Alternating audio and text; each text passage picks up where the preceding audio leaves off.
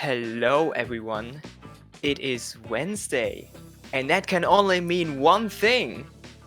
Not only it's Wednesday, but it's the 192nd installment of Paddling Pool from the house of Dapple Productions. For the first game we have Moroco beats Spain, which is kinda a surprise. And of course, I'm Kuyo Firecaster. I will be one of your commentators for today, and I have been joined by Pat. Hello, nice to have you here, mate. Hey, I'm so happy to be here too. Yeah, we are starting with winners round number 1 very quickly, after having some sort of a delay. However, we are starting now. Better now than even later or even not at all.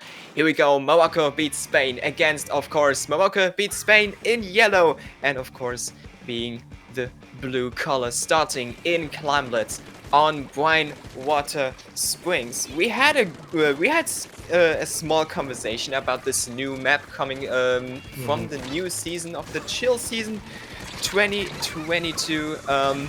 Yeah, we were Yeah, we kind of agreed on that the map is kind of difficult with no paintable walls and may not be our favorite, but maybe the teams do have kind of a favor in this map, because Moroco beat Spain with the first push already down to 80, and they will score more as Ayo Aro with the Tetras scoring more clams. However, it will stay down to 71, and that will be the push already defended by, of course. Yeah, of course, getting quick control of the zone, trying to paint mid. This map is so hard because the second you respawn, you can just drop to mid or even paint it. So keeping control of the map is like extremely challenging, and I think teams are still figuring it out. But I guess Morocco and Spain beat Spain already with a few points on the board, but now of course is ready to score a lot with 2 balls.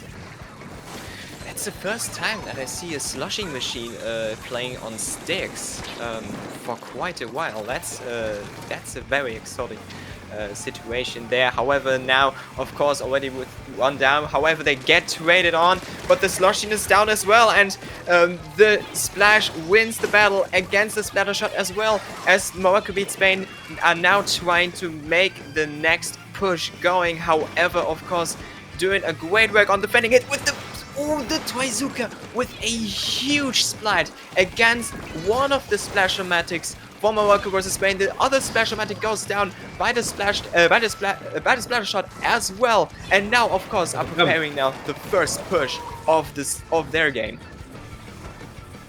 Yes, they were asking for a jump for the teammates, but they didn't have a ball already. Of course, there's still the pity clam under the basket, but they'd rather keep that.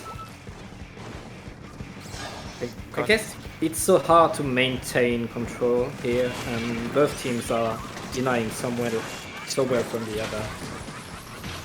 The control goes back to Moroco beats Spain as they're now trying to make the first push to the forward line. 71 to 100. It's not a hefty lead by Moroco beats Spain. A great trade here from both the Splasher-matics here. However, now the push gets on. The clam gets scored by Moroco beats Spain, and they now scoring hefty, as of course needs to regroup and make the defense stick. 41 points. That's a lot more, and that is a lead you wanna hold on for this time being. IR gets surprised by the Splasher-matic off, of course, and now they're trying to get the control back of the middle. However, it's so difficult because Moroco beats Spain, consisting of so many experienced players, that they always know on what to do to keep the momentum going. Yeah, that's what you need to do. Like when you get an opening, push with everything you have, and then just deny that opportunity to the opponent. Of course, still looking for just a way to get in, and they're getting in right now, but they don't have a ball. The flag from Ayaro needs to retreat quickly. However, now this basket has been scored by, of course, and now they're going onto it, and that can be hefty indeed. The splatter shot now trying to score some more, and that brings, of course, a little bit more closer to Moroco beats Spain with 62 points. Still not the lead. Both teams now have pushed at least once. With 40 seconds on the clock, Moroco beats Spain are set to win this game unless, of course, can do something about it. Moroco beats Spain already preparing the first push. However, they have to go through that little choke point here. They are going to do it with the help of the crab tank, with the firepower there, with the firepower that has the crab tank here. The clam has been scored, and there are more points now. Moroco beats Spain, looking forward to KO it, however, of course stops it. And Moroco beats Spain with a good 11-point lead going into this 20-second overtime. Yeah, and of course now needs everything they have. It's now. They have such a huge lead to come back on. Trazuka doesn't find anything. They need the Booyabomb, they need everything. Oh, and the ball carrier gets killed. And that is so crucially defended for Moroco beats Spain, because they needed to move pretty quickly, because 20 seconds, it does sound like a lot of time. However, in the Splatlands, time ticks down quickly, and that leaves Moroco beats Spain beating, of course, with leading now 1-0 in this best of 3 set in the winners round numero uno. And now we have a certified Splatoon 2 Hood Classic. Splat Zones on Wahoo World. Is this going to be the last Wahoo World we're gonna see before it gets flooded by the big one? Hopefully. It will get washed away, and then it's never going to appear again. I mean, I don't mind. I mean, if the salmon come in, break a few walls, make a few more paintable, I wouldn't mind. That yes, and that impressive, like suppressive gameplay that Moroco beats Spain has shown in the first game. For zones, that's also what you want, and right now, of course, needs change. They need to answer that constant pressure that Moroco beats Spain gave them, and they need to be able to do more than one push in 5 minutes. Point given, they managed to push into Moroco beats Spain pretty well, because they almost scored 2 times. They had one good push. I think, if I recall correctly, their first push was better than Moroco's first push, with 71 to 60 something. So that is at least a good fundamental that you can set on. However, it's now Splat Zones. It's a bit more fast-paced, since you have to press and hold the zone. So it could favor Morocco beat Spain more than of course. However, we don't know the constellation of the teams yet, and most importantly, we don't know what's gonna happen in Wahoo World, because whatever happens in Wahoo World stays in Wahoo World. Yes, I think teams are ready now to get into the game, and here they are. They are the match point for Morocco beating Spain. Will they beat? Of course as well. This will be settled right here, right now. Here we are in Splat Zones on Wahoo World. Yes, and Moroco as we can see here, a tent, cute. You don't see a tent that often. I've been playing against a tent yesterday. Kind of kicked my little booty there, but however, that shouldn't be the topic here now. Morocco versus Spain now with the zone. Both teams had the opportunity to get some points on the scoreboard as well. However, Morocco versus Spain now with a good position. The T-Tech winning the engage though. Now 2 down for Morocco versus Spain. The tent getting the special on, getting the ink back on. However, of course, capping the zone, and the cooldown points are already over. However, now that the slushing died in the zone, that will help Morocco beating Spain more than, of course, Ayo now going in hard, and getting... Whoa! No! Oh my god! Don't stop! Voila. Oh no, Ayo got robbed of the triple. I'm place. sorry, but that got robbed. That Reef Slider moment That got robbed. was so good. Nonetheless, a great play here from the Tetra of Morocco beating Spain. Yes, and between the Tetras and the tent that provides the beacons, like Morocco versus Spain can afford to lose all their players and still be completely in the game. They're gonna be incredibly hard to look out as. Again, the Tetra Ayo like absolutely destroying everything, creating complete chaos and getting the splats. The Inkback pulling down as well. Morocco versus Spain. Ayo getting picks after picks after picks. The Tetra of Morocco beating Spain is just vibing on this map right now. With of course now being only both there, and they got sandwiched by Morocco beating Spain, and that was a huge play. That was a big play, and now the trade that is definitely going to work, since of course now only has the T-Tech up front, now needing to drop down and make a little bit more of a effort. However, it has to be the zone cap. Of course needs it, and of course gets it. This will has been done. By the way, nice points of course, but still Morocco beating Spain in the lead with 14 points to 69.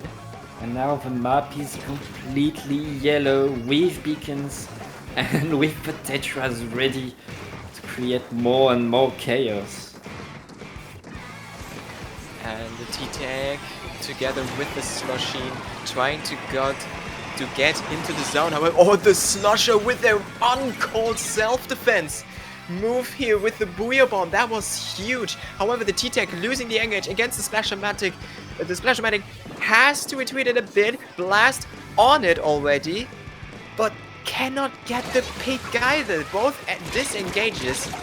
However, Blast still on there, and Blast wins against the Splashomatic. Now a 2v2 situation with Morocco and Spain getting the zone, and Ayo just swiping here. And with picks after picks after picks, this is definitely their game. Yeah, of course, managing to continue to challenge the zone and get back control time to time, but right now, Morocco versus Spain, they look so strong. Crab Tank coming into the middle just to defend the zone. They don't need much anymore, since they only like on 3 points on cooldown right now, and The Splash-O-Matic couldn't get the zone, couldn't get the jump camp here. So now they're trying to paint over the zone. However, the impact just being an impact. Still not capped Can yet. they The get it? T-Tech with the flank. And that is the zone now for of course. However, there's so much work that needs to be done. For example, and that's even more work that you need to do. And that can be too much here for of course to handle. Moroco beating Spain just have to hold them back to maybe even get the KO. This looks like a steal deal, and it is with a KO. Whew. That was a great game from both teams, to be fairly honest. I really enjoyed it. I really enjoyed that game. Action, yeah. Loved it. And Ayo, like, taking names, taking splats. They were just vibing on the map. They were just vibing on this map. Like, they almost got the triple kill. That would have been fire. That would have been absolute fire. Unfortunately, the Reef Slider was just short, so that the player of course could hide behind a wall and not get the Reef Slider direct. Unfortunately, or maybe even some bit of a damage. Well, Moroco beating Spain, beating them with 2-0 points. Moving on to winners round number 2, where Qatar, the recent winners of the last paddling pool, are already waiting for them. So we're gonna do a short break, and then we are going to return with winners round number 1+1. Be right back and stay tuned.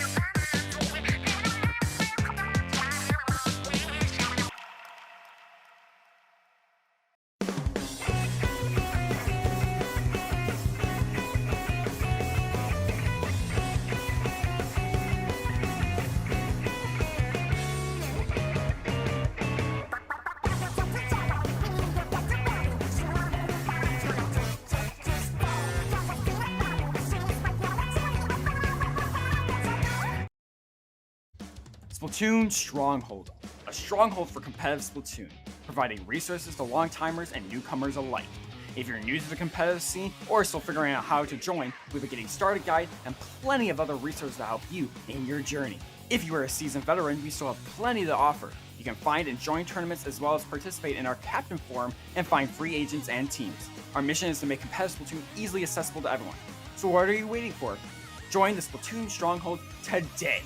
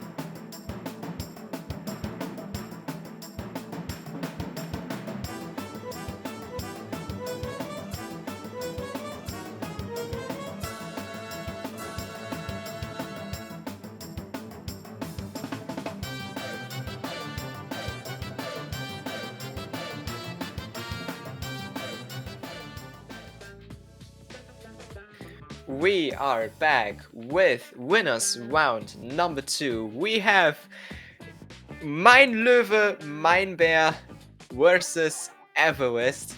And I have a slight feeling that, like in every paddling pool stream, there has to be at least one German commentator just to spell out these names.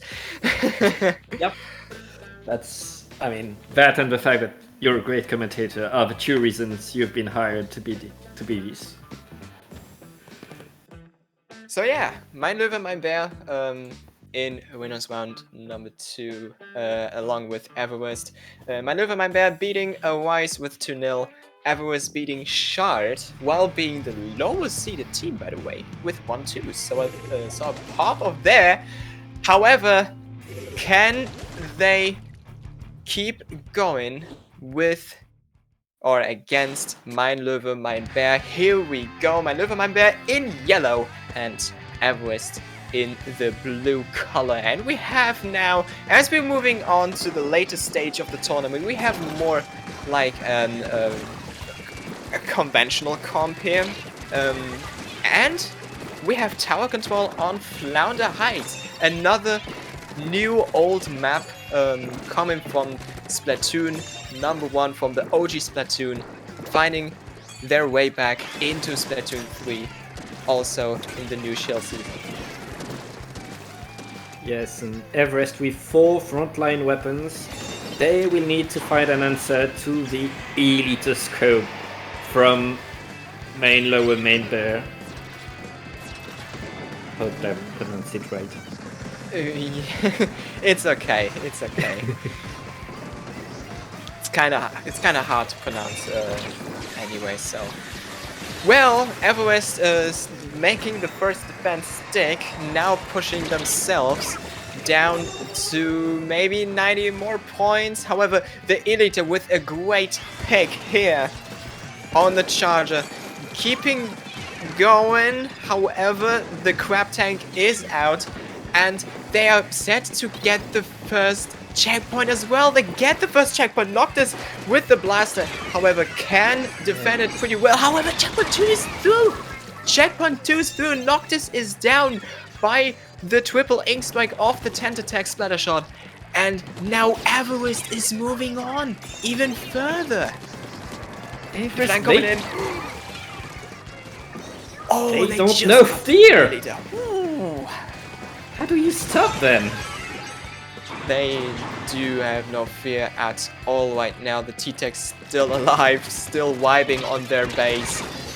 Now it probably has to stop, since Mein Löwe, Mein Bär collecting themselves and moving in to defend. 43 to 58. Everest in the lead. Definitely not have seen that one coming. However, we still have 2:40 on the clock, so anything, absolutely anything can happen in this chaotic map of a Flounder Heights. Everest right now still attacking again. They are, even when they have a teammate down, even when they're flanked, they are still moving forward, and I just don't know how. That's the power of like 4 fast slaying weapons. I think I know how. They absolutely fearless. They are very. They don't even retreat so much, because they're always attacking. They're always attacking through. They just see the names. They don't really care about it. They're just absolutely fearless, and they're showing it right now as the Elite is last again. Oh, that was a very bold move from the Slushing though. You don't want to jump in front of an Elite that open and that obvious. The Elite getting another great pick here. However, Mein Löwe, Mein Bär struggling to get into the map, now gaining back control with the Elite on tower, and now they're getting picks after picks. Now Mein Löwe, Mein Bär regaining the control of the game. Is it too late? We don't know. Their push, the best in this game so far. Now on to checkpoint 2. Yes, and Mein Löwe, Mein Bär, which had trouble defending against the constant aggression of Everest. Now Everest cannot defend themselves because the Elite keeps them at bay, the Blaster can punish their moves. Now they do have defended this, however the lead has been lost for Everest. My Löwe, my bear now leading Noctis with a great direct, however has to respawn due to the 10 attacks splatting Noctis after wall. The T-Tech with a great game currently. The tower's still moving forward. Now the triple A strike moving on, keeping the Elite in check. However, the Elite has to be down pretty quickly, and the T-Tech just winning engages, and now the Elite, they just have to defend it, and they got the lead back again. Everest leading on Flounder Heights. Zivox still there. They got the checkpoint. They danced it. They danced with the devil, and they got the checkpoint. They got the checkpoint. It's so crucial. It is so crucial for Everest, setting on to win this map. However, my Löwe, my bear still has the opportunity to make it stick into the overtime. But that was a huge offensive act from Everest. And now with old Bouillabon in the distance, it's like both these teams get in so well that... Oh, they got it! Oh! Just as they won. They both teams, they just were on each other's throats. Like the T-Tech winning almost every engage, keeping the Elite in check, managing that they can do the checkpoint. That T-Tech play was huge. That T-Tech play was absolutely huge. My Löwe, my bear with a great second push there, gaining the lead of Everest. However, yeah, what goes around Everest comes around, I guess. Wait, what? Well, yeah, what goes around comes around. Everest just hopping back on the attack speed and making the retake of the lead. That is such a huge game already. And Everest showing that they don't know fear and it works. Like there are 2 players down, they are still attacking and they're still making points and they're taking the lead. That's so commanding and like, yes, we don't mind the Blaster, we don't mind the Elite, we're just moving forward. But now we have another Splatoon 2 Hood Classic. We have Zones on Mako Mart. Everest, by the way, just seed 20 out of 32, leading against my Löwe, my bear on seed 4. If they win this, that would be such a huge impact. Going seed 20. However, I think my Löwe, my bear exactly knows what they have to do right now. So I mean, they have to win. If I would be Everest, I wouldn't take it on the easy path. So yeah, Zones on Mako Mars, the next map mode combination. If my Löwe, my bear wins this, we move on to the game 3 out of 3 on Clam Blitz. On I forgot the map mode. I forgot the map. That's Hammerhead Bridge. Clam Blitz and Hammerhead Bridge. Thank you. I've been playing Tower Controls so often on this map, but I still don't know the name of it. You'll love to hear it. Anyway, before we do that, Zones on Mako Mart, both teams still have to prepare, and the match point in favor of Everest right now for my Löwe, my bear to defend.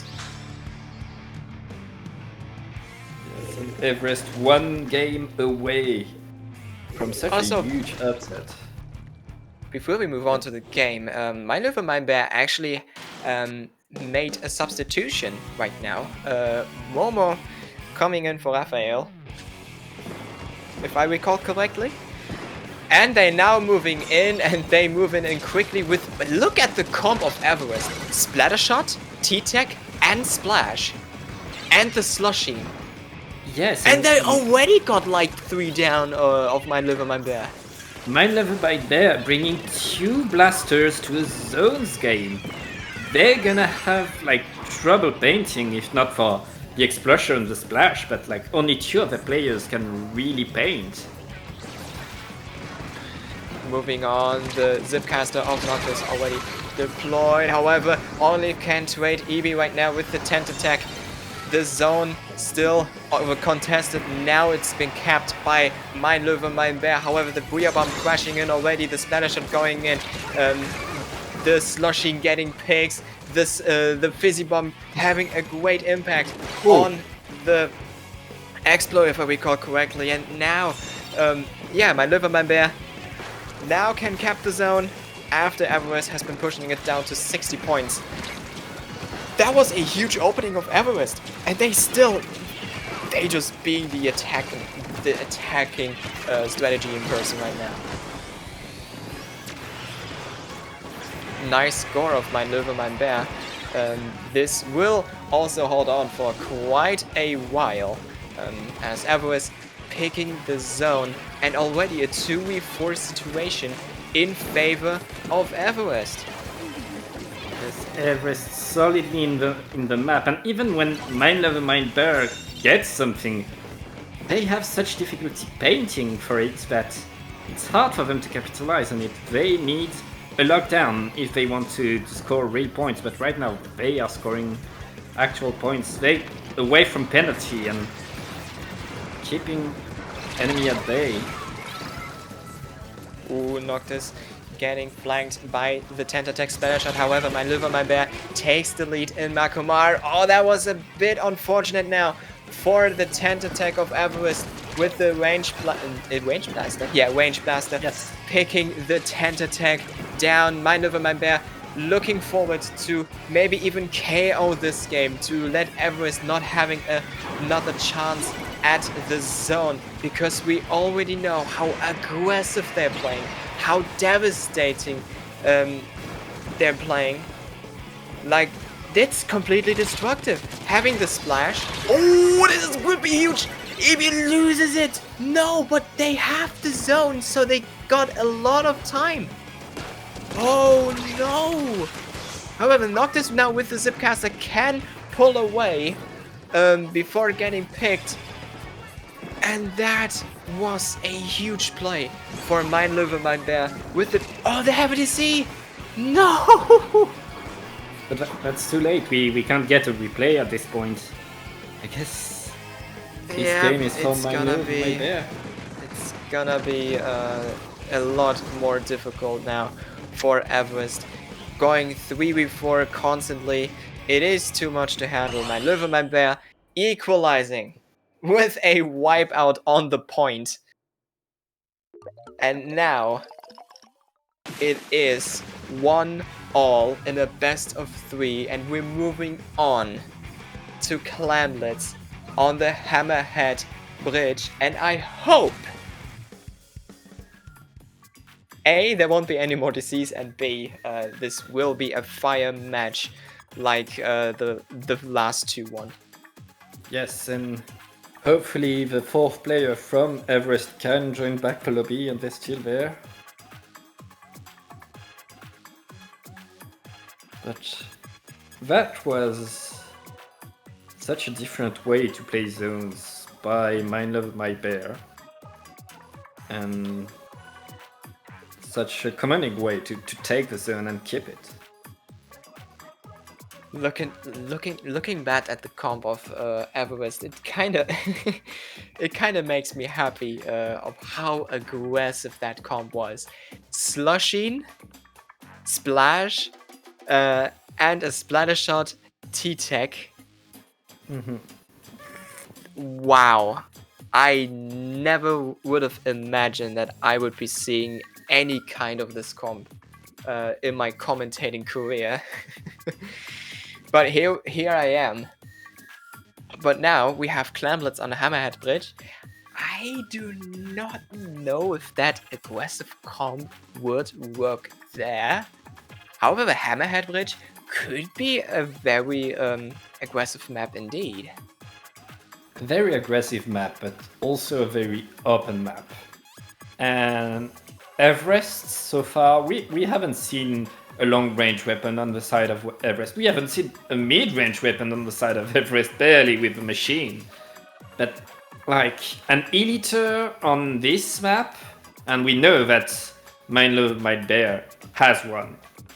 An Eliter on this map is so commanding, so dangerous. You cannot move forward, and moving forward is what Everest wants to do. So what is their response to that?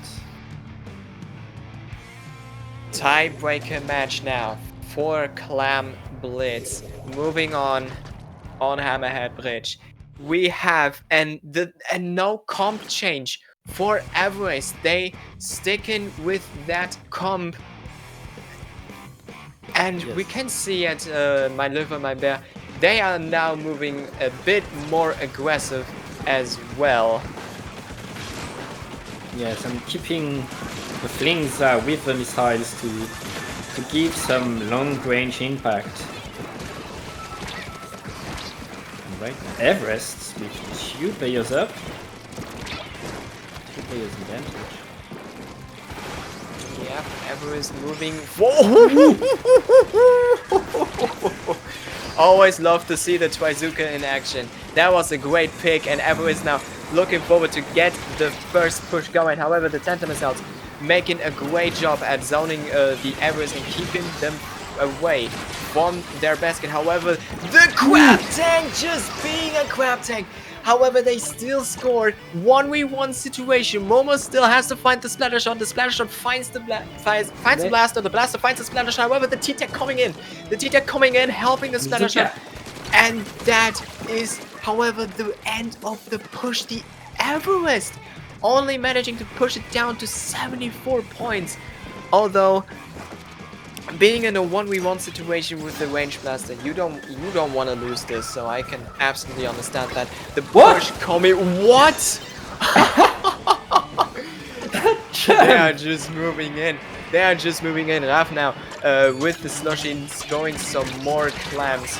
With My Löwe Might Bear still needing to make a lot of more work going on. Everest, that is the end of the push. However, down to 49 points. That is a huge Kohozuna. And My Löwe Might Bear finally back to the center of the map. They've been away from it for like 1.5 minutes. Constantly defending, and now they finally get an opportunity to get some clams, get some action going, get some paint on the ground. But Everest is not here to let them do that. Momo losing the fight, however, My Löwe Might Bear setting in quickly. Momo is back alive and even winning a fight currently. My Löwe Might Bear has a clam in hand. They can push in. However, the Booyah Bomb on the middle of the stage, it won't help My Löwe Might Bear at all. Everest trying to defend it with an aggressive combat, and the bomb is so unfortunate. Ebi with a great throw there, and that is the wipeout, and that is crucial. That is very crucial. That can be very, that can hurt so much now for My Löwe Might Bear. 15 points down, and they have no cooldown points as well. Xerox, however, losing the fight against Noctis, and the push is over. 15 points down for Everest to 100. My Löwe Might Bear struggling to get into the map. However, they're now starting to regain positioning, to regain the game control, as they are now plotting the first push of the game. And it seems like they have it with 2 players down on the side of Everest. And 3 balls ready to be thrown in the basket. 1, 2, and 3, they get it. But that's still not enough to get back the lead. They need more, and they're out of clams right now. That's unfortunate. The T-Tech just winning fight after fight. That is so huge. And the T-Tech just having the game of their life, I have a feeling. Because now we have 1 minute remaining. And Everest leading with 15 to 31. Yes, and they have less penalty. They have the map. They have everything there right now. And they look ready to get for another push. EB losing the first, or like one of the less fights they have lost there. 30 seconds left. Mein Löwe, mein Bär. Now, in a pushing position, they got the middle control slightly, but getting contested quickly by Everest. They just have to make the defense stick because my Löwe, mein Bär needs a bit more than a super clam in order to score. The Metenta missiles going in to make the defensive a little bit weaker. However, the Dreizuke going hard in and EB winning the fight. However, Momo winning it as well. They're now pushing in. Kiru, they didn't get it. Noct is still there, and that's it. That's it. Everest winning. Everest winning as a seed number 20 against a seed 4. My channel points are gone, but I do not care. That was a game. That was a round, and I think I just want to hear the VC. I just want to hear the voice chat of them. It must be like, oh my goodness. Everest, That's sad. So powerful. The comp was an absolute powerhouse. Like the T-Tech winning constantly fights. That was in general Everest with a great round, winning against such experienced players. Respect, absolute respect. I don't know what to say. Everest going in and doing the job done is all we can say. I'm at a lot of words right now. And So yeah. whew, I cannot believe what I just saw. Everest winning 2-1 against Mein Löwe, mein Bär. Moving on to winners round 3. and the Again. one game they lost, they decede. They had a decede. Yeah. Like, if you're Everest right now, you're getting into round 3 with all the confidence.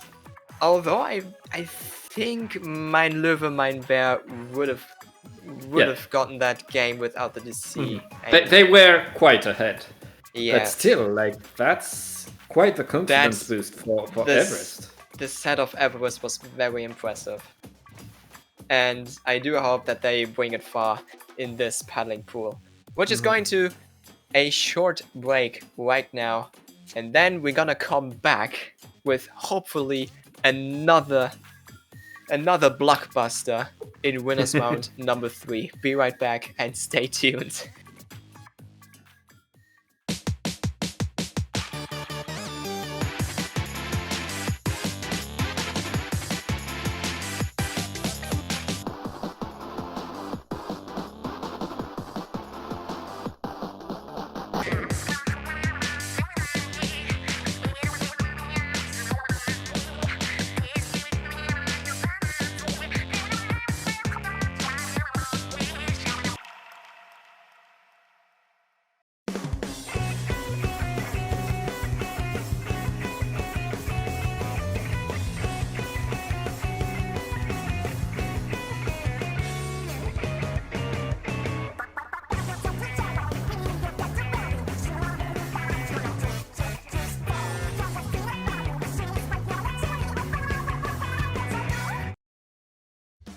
Splatoon Stronghold, a stronghold for competitive Splatoon, providing resources to long-timers and newcomers alike. If you're new to the competitive scene or still figuring out how to join, we have a getting started guide and plenty of other resources to help you in your journey. If you are a seasoned veteran, we still have plenty to offer. You You can find and join tournaments as well as participate in our Captain Forum and find free agents and teams. Our mission is to make competitive Splatoon easily accessible to everyone. So what are you waiting for? Join the Splatoon Stronghold today!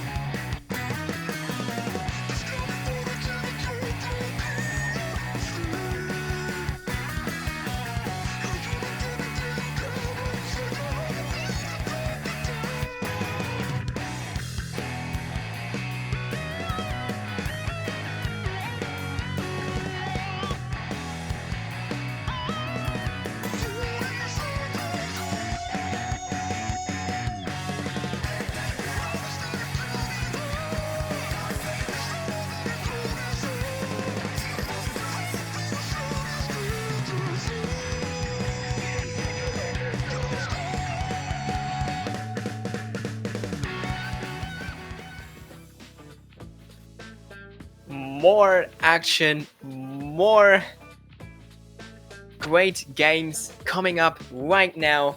We have Qatar against Oktoling Hinterhalt. Another German name. Good thing that we have a German commentator right here, right? Yes, thankfully. With we being in winners round number 3, that also means we are adding another 2 games worth of potential of being an absolute blockbuster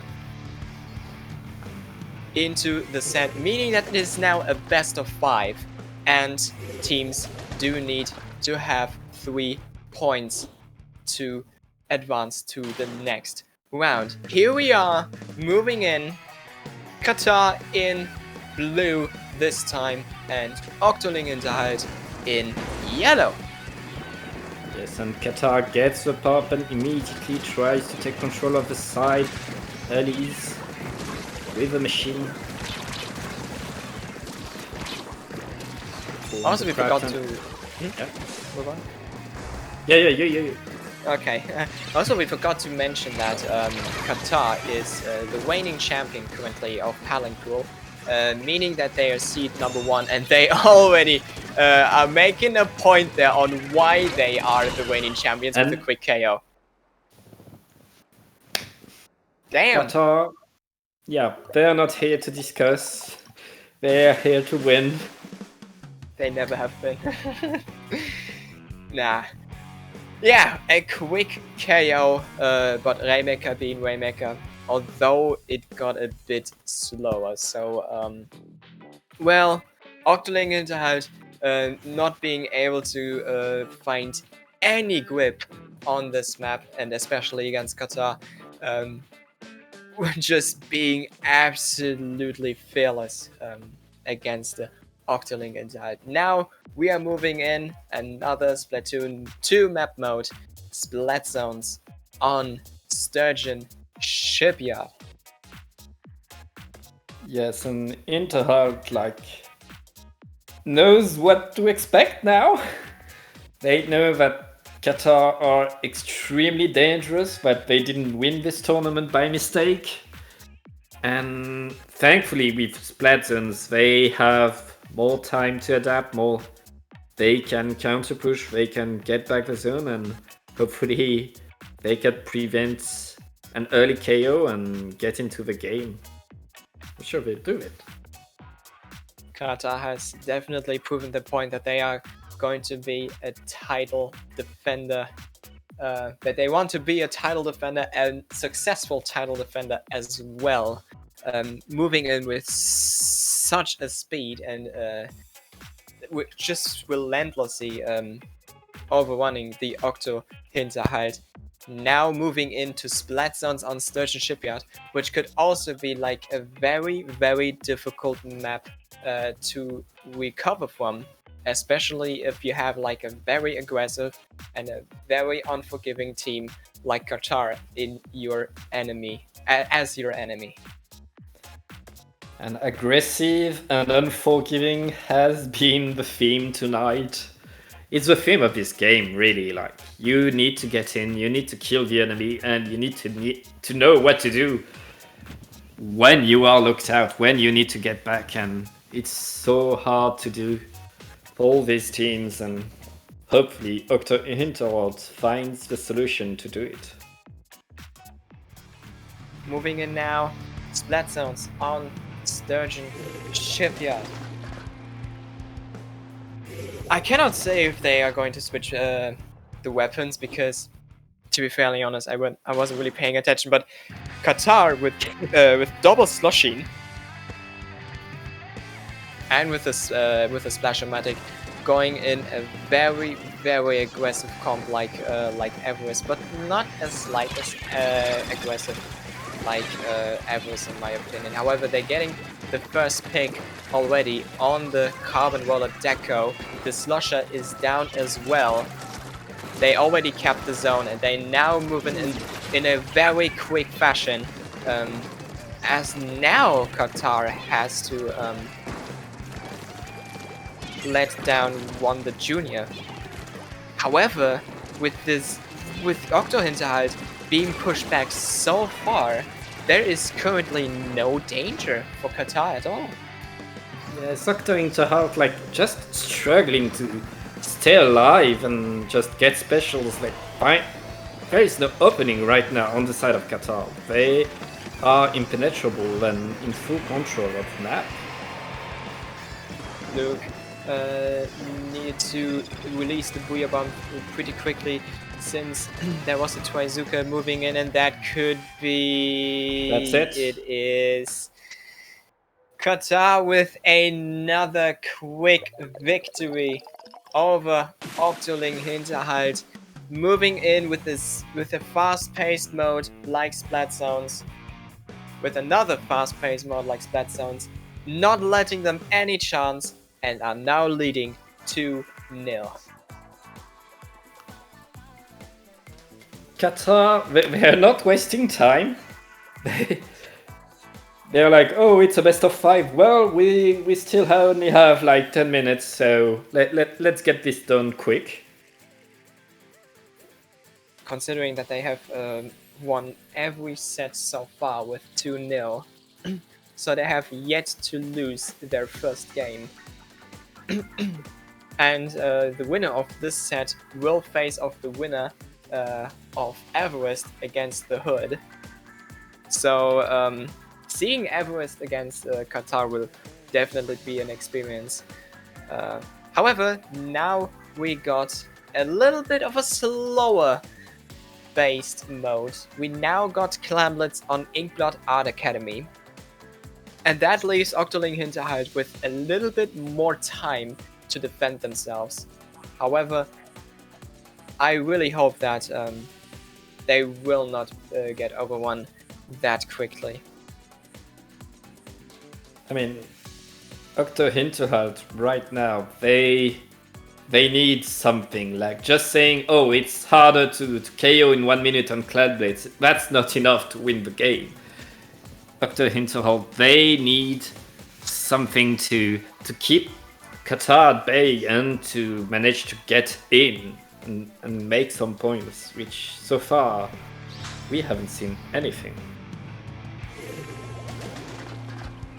Let's see, maybe Octoling Hinterhalt can come back into the set in Inkblot Art Academy. Clamblets moving on. We see absolutely only Ninja Squid except for the Splashomatic. I think Ninja Squid, well, it's a thing for itself.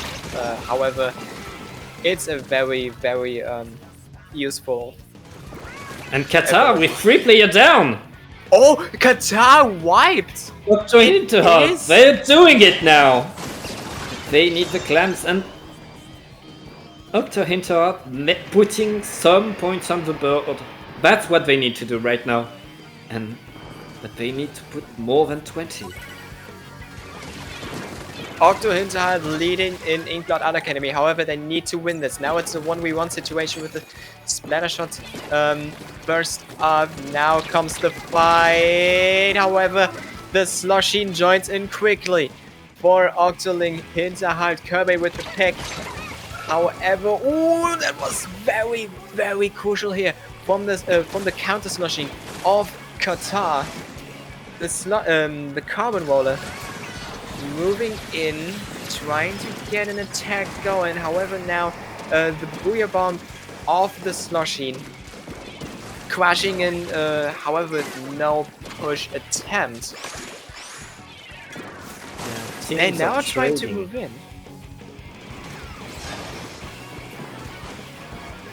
Moving in now. This okay, now the roller is in a very comfortable position on the ledge here. However, Qatar, they now getting pushed back. I think the wipeout really, yeah, they're living.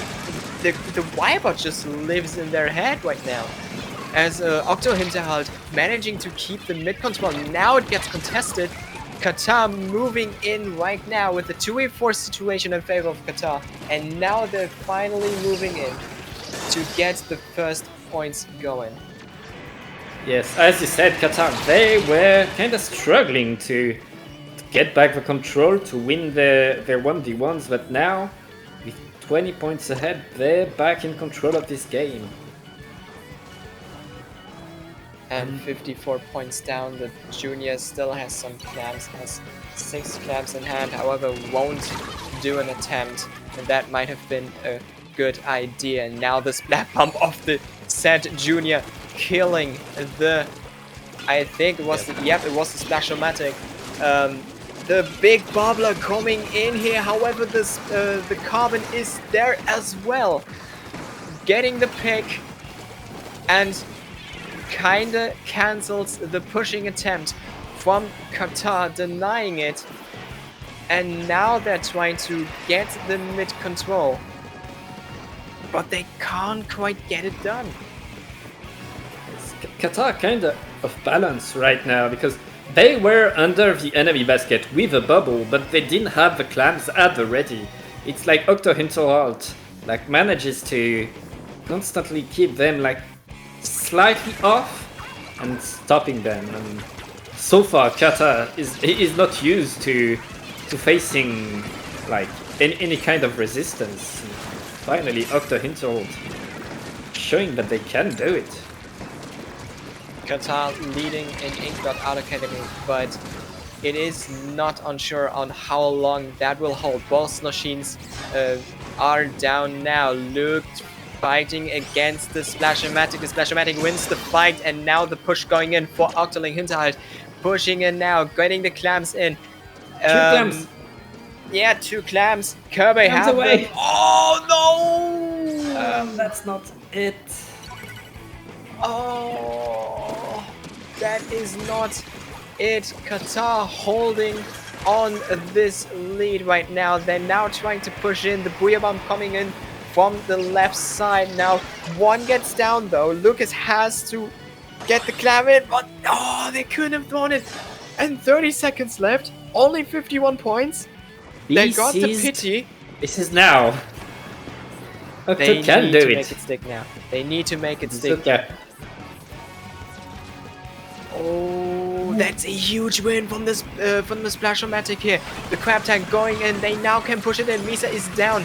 The Crab Tank moving in quickly, getting Lucas down as well. And that is going to be the lead of Octoling Hinterhalt, and they win the game. What? They are back.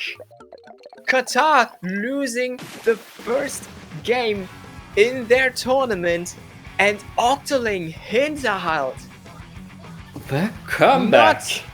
absolutely not having any of that.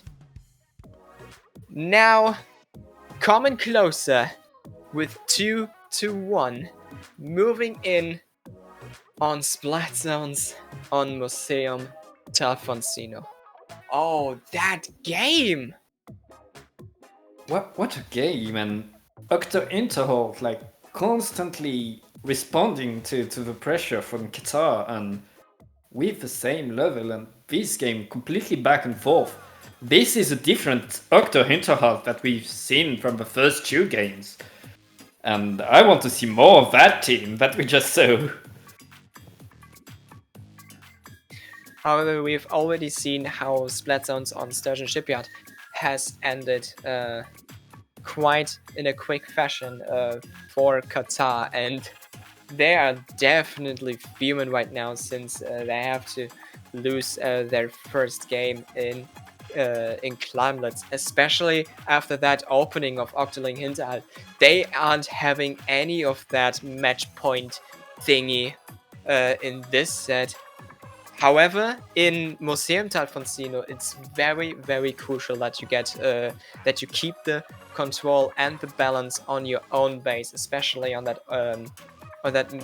spool thingy, on that spinning thing on each of the bases. So they really need to take care of that, since we already have seen how relentless Qatar is going to be in Sturgeon Shipyard, in the other map as well, in Hagglefish Market, and they might just do it again with the double slushie, back again, the normal junior, and a Splash-O-Matic. And yeah, we are moving in Splat Zones on Museum Talfoncino, and Okto Hinterhalt looking forward to get the first cap. However, the first fights are already commencing with 2 from Qatar down.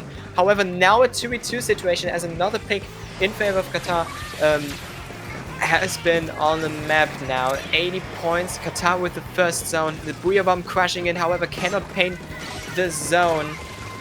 Unfortunately, Nuke now against Aleph and Qatar holding forward on the zone. And now the thing what I was talking about, getting the spin thingy under control.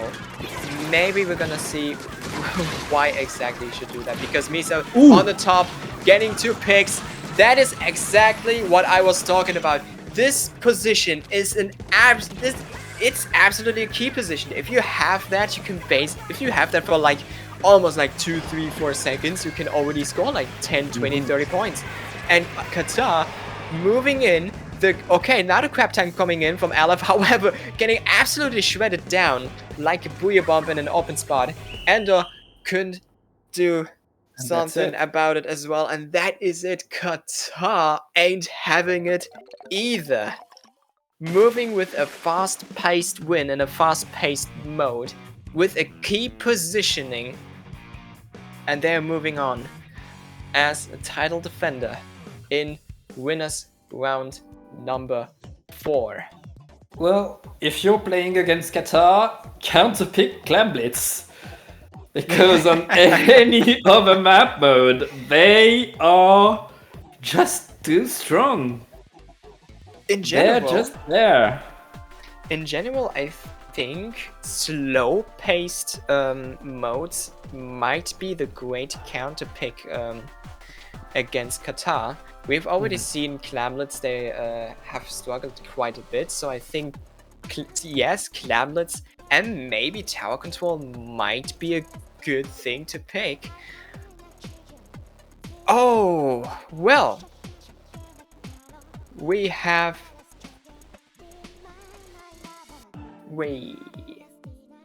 Yes, I believe this is the end for us here. Yes, it is. Wow.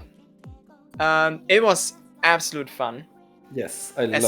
Especially the second set with that upset from my Löwe, my bear against Everest. That was just beautiful to watch. And now the Climelets game as well with Okto Hinterhalt pressing forward against Qatar. That was absolutely great. So yeah. I guess that is it for us. And however, it's not the end for the padding pool. We still have a lot of games to come. And the new commentators will be Tsuki and A City. Make sure you give them a warm welcome. They're also great commentators. Always a pleasure to hear from them. And yeah, Pat, where can the Inklings and Octolings from the Splatlands find you? Well, you can find me on Twitter. I'm Pat J or Tom with underscores between. And that's pretty much it. Where can people find you, Kyo? I can be found on Twitter at InklingOnFire. And I'm also streaming on Twitch, same handle. However, it's more on the more German than English. So, but if you still want to hang around, you are very, very welcome to do so. However, Inkling on Fire and Pat are over and out. Have more fun in paddling pool tonight, because now it's gonna be harder. It's gonna be more exciting as well. So, see you everyone around. Have fun in paddling pool, and we see you later on. Bye-bye. So stay fresh. Bye-bye.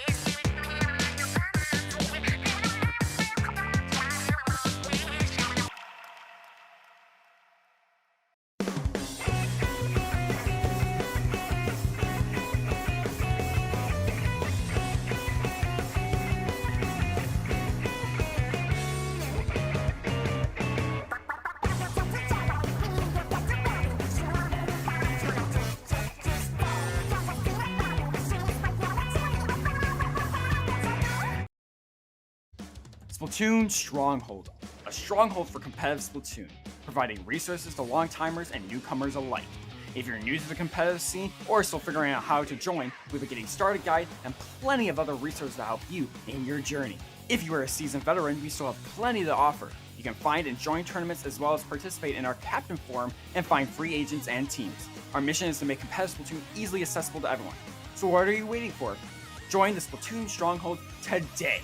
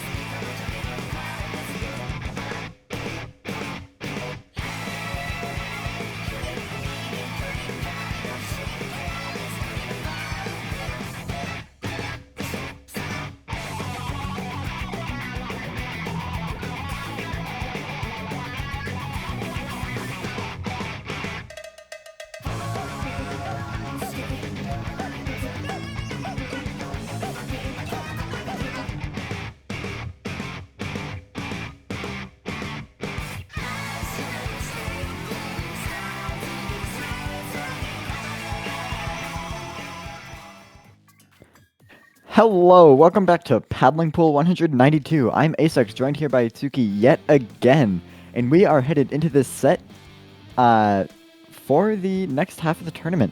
Itsuki, what are your thoughts on these maps here? We're seeing some new maps from the new season, which is very interesting. Yeah, I'm actually pretty excited to see these new maps here in Paddling Pool, since we didn't see them much yet, right? So especially my favorite is Flounder Heights here, so I'm very happy to see that happening. And we're getting right into the first game on Flounder Heights. Clan Blitz. Yeah, so we are seeing a T-Tech, which is a new weapon. I haven't commentated for a tournament in this new season yet. which is going to be very fun to see all the new weapons being ran. T-Tech is definitely a weapon that a lot of people like to see. It's kind of a more supportive version of the splatter shot, but it does still have that splat bomb to back it up. Instead of the suction bomb being the more supportive sub, it has a more supportive special, being the tri-strike, which can be very useful, especially against the dreaded crab tanks that you see all over the place. But we are seeing the first score coming from Everest here, with getting some really good control around Qatar's basket here, setting up a lot of control and getting those clams in. That is very good. That is what they want to see here. Especially with them still being up in numbers, this push might continue here, but ooh, no, it doesn't go very well for them, and Everest ends up wiping in that push, which gives Qatar a whole lot of space, all the space that they need to take the high ground in mid. On Flounder Heights, the mid is high ground, which is not the case for really any other Splatoon map, and so it is, you really have to play around that and get flanks on that high ground, because otherwise the defending team just has so much advantage since they're on the high ground there without getting flanked like that. The splash goes down on Everest's side though, but not before the junior also drops, losing them in a 3v3. The splash pushing in with 7 clams. This looks like it might just be what Qatar needs for a push. Yeah, and it seems like they're building up that push pretty fast right now.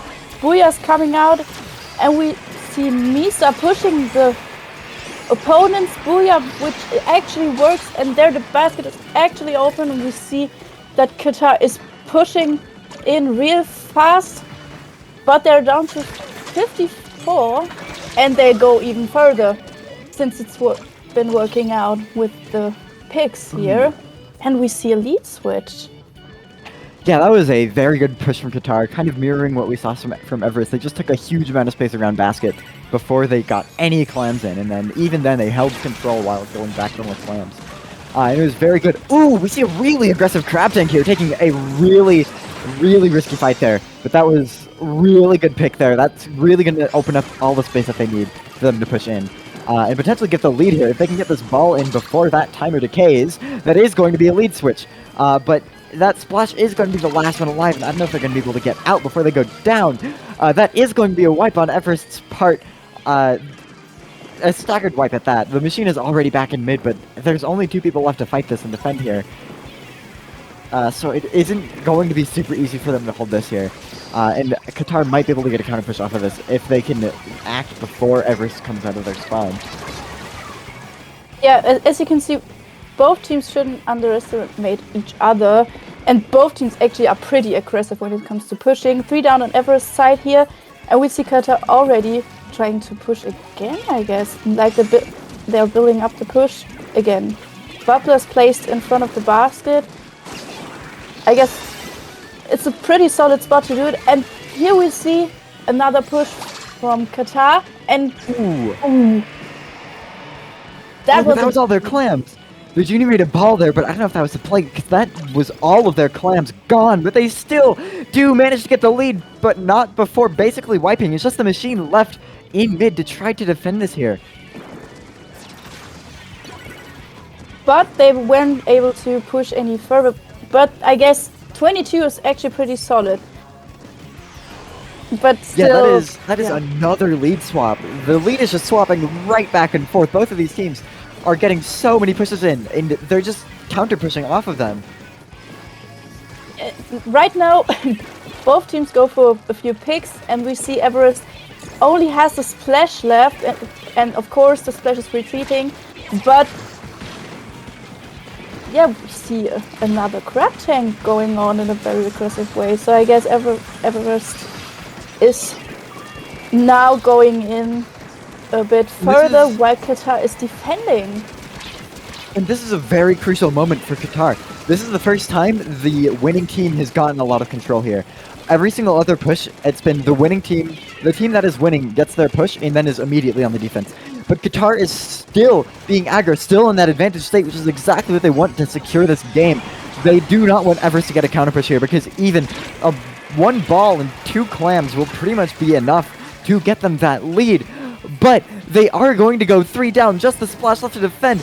And when they don't even have a clam ball, it doesn't look like it's going to work out. The T-Tech does manage to grab the ball and save it, throw it back to their teammates.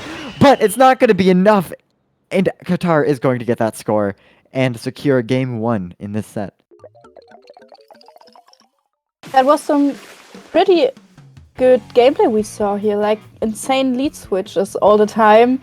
Both teams are looking each other straight in the eyes and just say, we're gonna win this to the other team, right? So I'm looking forward to that matchup. It's gonna get very, very good, I think. Yeah, both of those teams are pushing really hard and taking a lot of control, but then every single time after their push they would wipe, which would leave the enemy a whole lot of time to mount a counter push and do the exact same thing. And that happened 3 or 4 times before Qatar finally managed to get a push in and keep ground and keep control of mid, because having control of mid in this map is pretty huge. Since it is on high ground, you are going to have an advantage against anybody who is pushing you for the most part. It does work though, because there are so many flanks onto mid. You can go to mid from so many different places that being there can also be really uncomfortable. Instead of using high ground instead of using low ground as the advantage into mid, the advantage when you come into mid is how many flankers you can take. And so you really have to get creative on this map, because you can go for some really crazy flanks. And you kind of have to.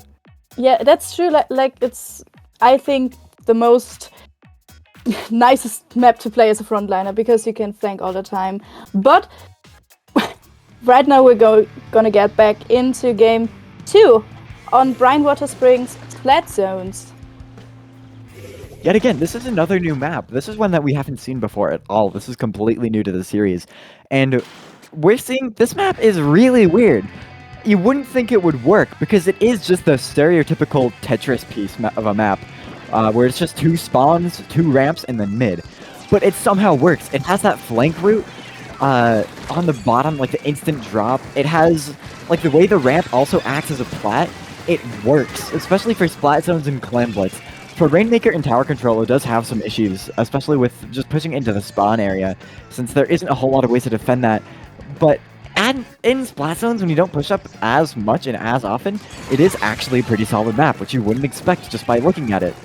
But it does look like Qatar, or Everest, is in the lead for the most part. They have gotten an early control, and they are pushing way up into Qatar's spawn.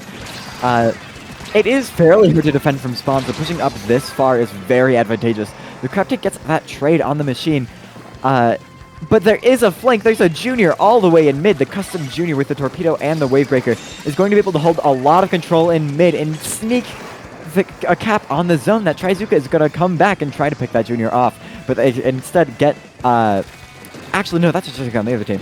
They're going to get a machine and a splatter shot in the process. Splash goes down as well on Everest's side. Machine is pushing way in here, trying to vie for control, and they do manage to get it. And Qatar is now holding control of Everest's spawn very well. Yeah, as you could see, Everest had a very, very aggressive opening, which worked out pretty well for them. But now Qatar is doing their job like they did in the last game. Now they want to get some map control back, and they actually got the lead now, which is pretty insane, but we got a lead switch again. So, oh, and again. Yeah, the zone is just flipping left and right here. That wavebreaker from the junior is going to set up a decent amount of control here and really let Qatar just hold mid and try and hold this zone. Everest does get control of the zone anyways, with the splash dropping directly onto the enemy splash. And that 1v1 doesn't work out in their favor, but it does look like Qatar is going to go 2 and 3 down with just the machine left on their plat, dropping all the way into that flank. I don't know if that was the play. They are way in there with no hope of getting help from their team. They get the trade, but then fall off the map, unfortunately. But that is going to give them a faster respawn, which is going to be pretty advantageous for them. Everest could still get the lead here, but they are going to have to hold the zone fairly well. With that Wavebreaker and Crab Tank coming out, it is not going to be easy to hold the zone, and it looks like they're just barely not going to get the lead. Yeah, which is pretty sad, but they actually got the zone again. The penalty is going down again, and that's the chance for Everest to actually reach a lead switch again. So yeah. Let's see what they're doing. Yeah, they've been, they still don't have a lot of penalty to eat through. It does look like the zone is going to flip again, and this time for good. Everest has gone 3 down, and it's just their splatter shot left to defend here. And the other three have to just defend their ramp here, try not to let them get in. If Qatar can get into their ramp, that is extremely hard to defend. And so Everest really needs to hold this with all of their might. Because the further Qatar gets in here, almost the harder it is to defend. It can be...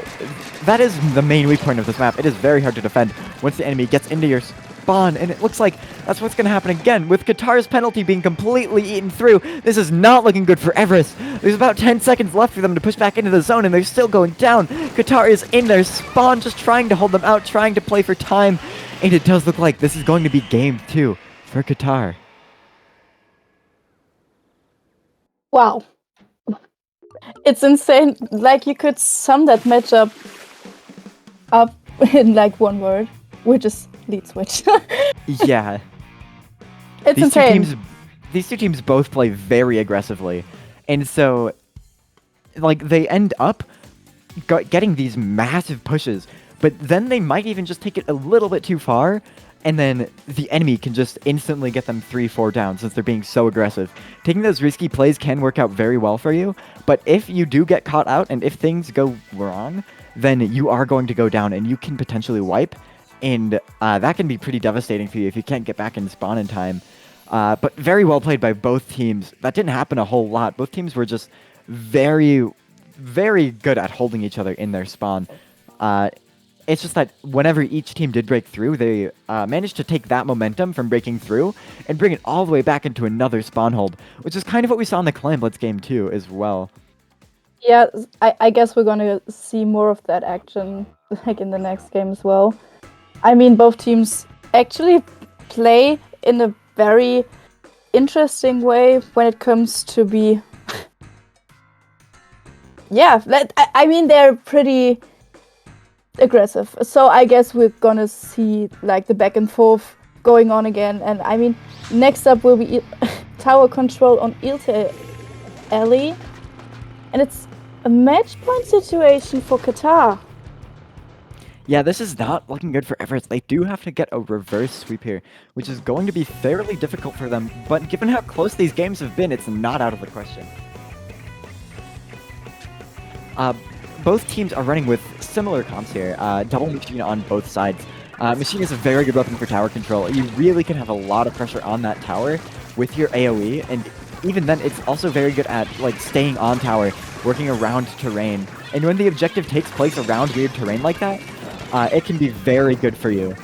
But the Junior is popping an early bubble on the tower to try and force that first checkpoint. It does end up working out for them, and it looks like they're going to be able to extend this into an advantage for themselves as well and get this push going. With Everest going 2 down, it isn't looking very good for them. The two machines are really pressuring them hard here. Trying to just set up as much control as they can while their Junior rides the tower. And just tries to hold that control. The crab tank comes out, tries to pressure them. A big bubbler comes out. This is very good for them. This looks like it could end up in a very strong early lead here, especially if Qatar can keep this momentum up. But they are going to go 1 down, 2 down to Everest. The splash goes down on Everest's side, but they still do have numbers advantage. And they can still fight mid here. Especially if that splash can get the picks on both of those machines, that's going to be very good for Everest, and that's going to be able to swing the momentum back. No, that's going to be very good for Qatar. It's going to swing the momentum back in their favor. It's really hard to keep track of the players when the lead is just doing this. Yeah, I mean, Qatar's being very aggressive here. They're still pushing their the big bubble. Third checkpoint already. Ooh! Very nice defense by Everest. Qatar had that big bubbler and the crab tank both on the tower. Completely ready to just KO them, but that tri-strike came out at the perfect moment to completely obliterate both of them, because that does pierce the big bubbler and that does pierce the crab tank. That is why Trizuka is such a good special, especially in this meta where you have Booyah Bomb and crab tank everywhere. Something like that can really counter them, being able to throw it not... And unlike Booyah Bomb, where you can throw it at either the crab tank or the Booyah Bomb, you can throw one at each of them. And that can be very huge, and you still have another tri-strike left over, so that can be really good for just shredding those objects, shredding those specials. And that is why T-Tech is so commonly run, even though it just was added to the game less than a week ago. Yeah, and we saw that it actually had a good impact on that matchup, but several people down on Everest side again. So Qatar is going back to pushing, and they're being aggressive again. But one machine is down already. So and the smash too, which is pretty important here. The picks are coming. Is it going to happen anyways? No, the bubble isn't going to be enough. They tried to use that bubble on the tower to force the KO, which would have been really good for them, but it just wasn't quite enough, and Everest managed to get on that tower, break their bubble, and punish them for it. Ooh, we see that Tri-Strike going out in a panic. Doesn't really get a lot, but that machine does fall to Everest, and that is going to be all that Everest needs to try and get this push going. The Booyah Bomb coming out, trying to just pressure that machine. Trying to just push everyone back. Holding that could really be threatening, because when someone is holding that Booyah Bomb, you know that they can throw it at any moment, and so you really cannot take positions where you can't back out of them. You have to take those passive positions. You can't take something committal, because you can just get a Booyah Bomb thrown at you. And speaking of bombs, the machine goes down to a Splat Bomb from the Junior, very well placed, trapping them in that corner. The Crab Tank is left to defend in mid, but Everest goes 3 down to Qatar. This isn't what they want to see when there's only 1 minute left in the game. And Qatar is going to finish up that machine, moving them to a staggered wipe.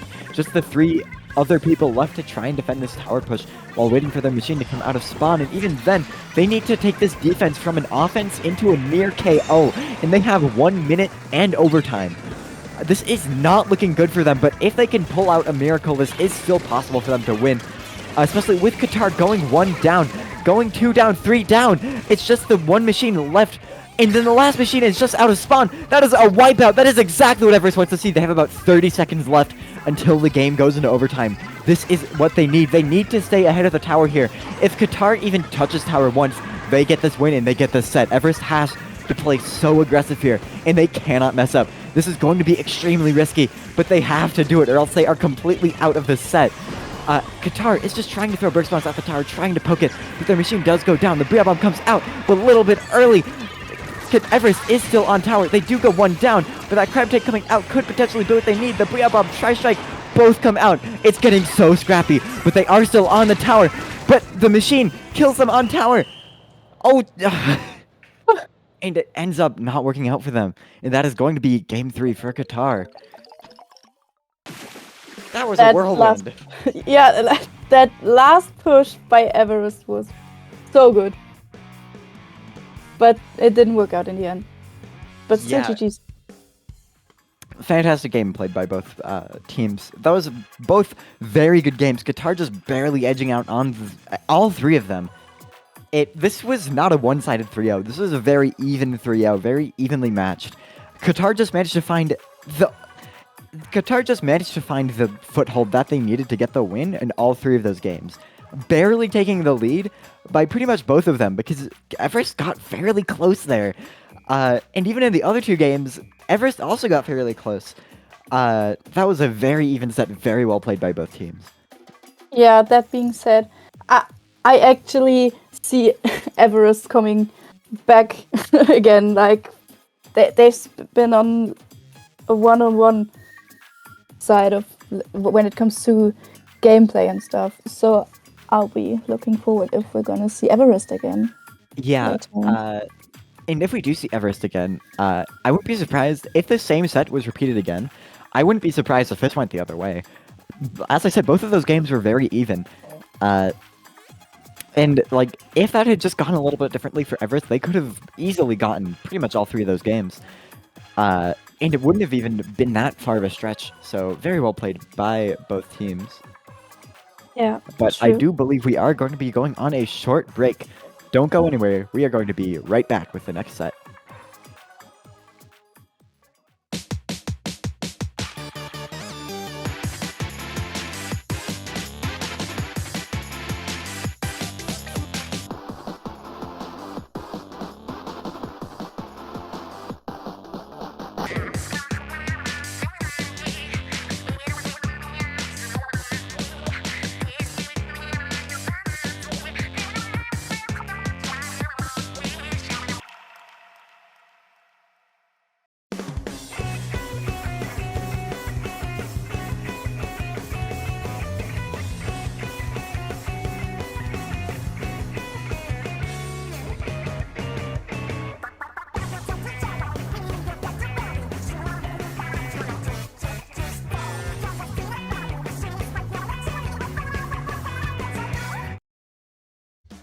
Splatoon Stronghold, a stronghold for competitive Splatoon, providing resources to long-timers and newcomers alike.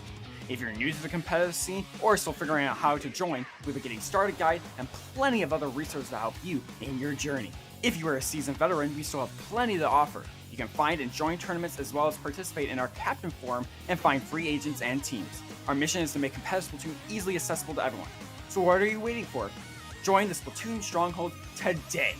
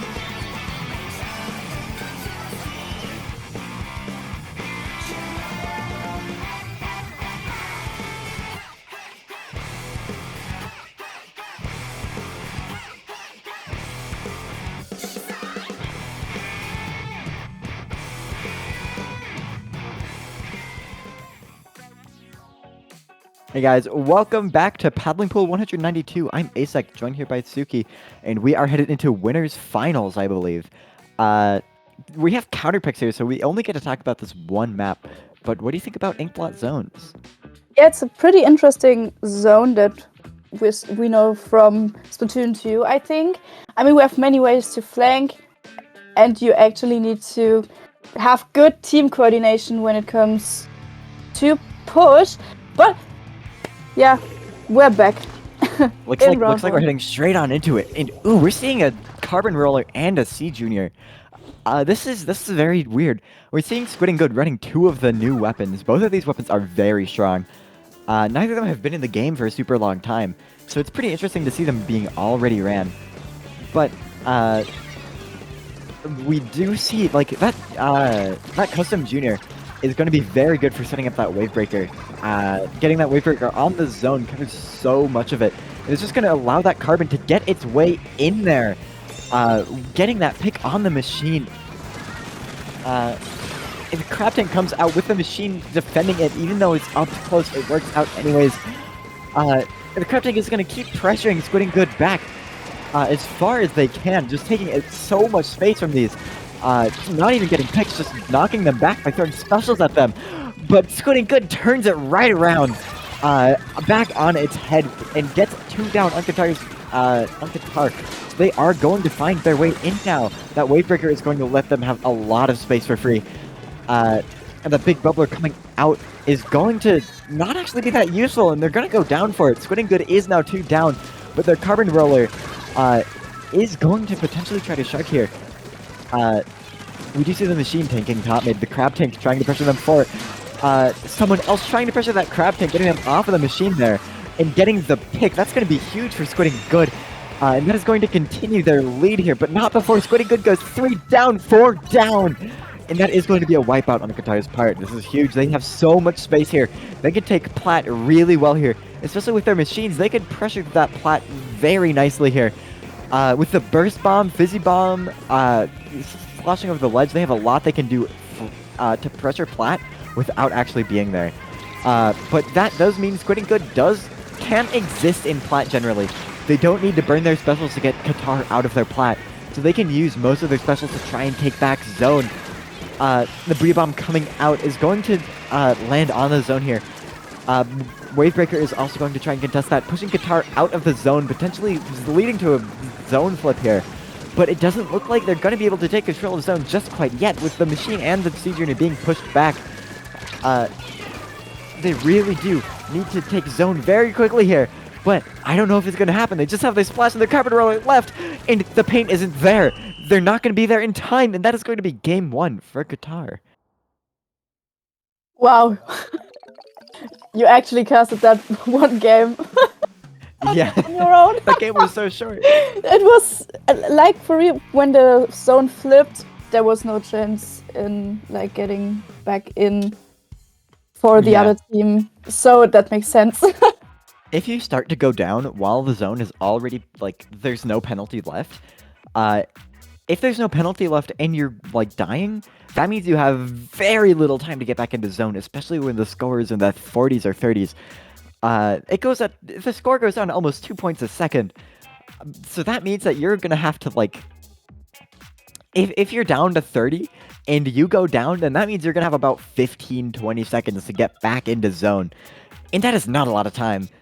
So that is definitely not where you want to be in that situation. But very well played on Qatar, managing to lock out Squidding Good, denying their Carbon Roller from being able to get in anywhere and get value. Carbon can be very good on Inkblot, setting up under their Plat, but Qatar didn't give them the chance to do that. Yeah, and that Very was well really played. important.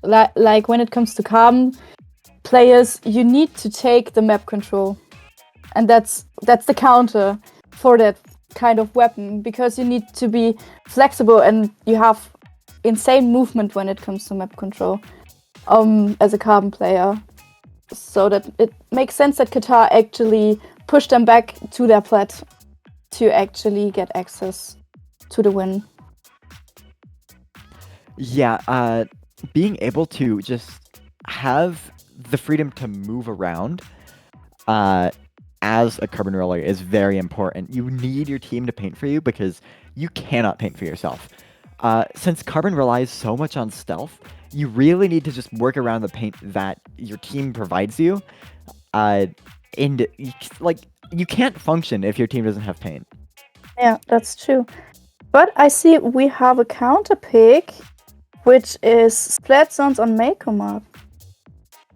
Also, Kiriachi, thanks for the 5 gifted subs. Yeah. Both of these maps are very standard. I've heard Mako Mart be called the final destination of Splatoon 3, and I honestly couldn't agree more. This map is it's so evenly matched for both teams. You can really run anything here. There isn't a whole...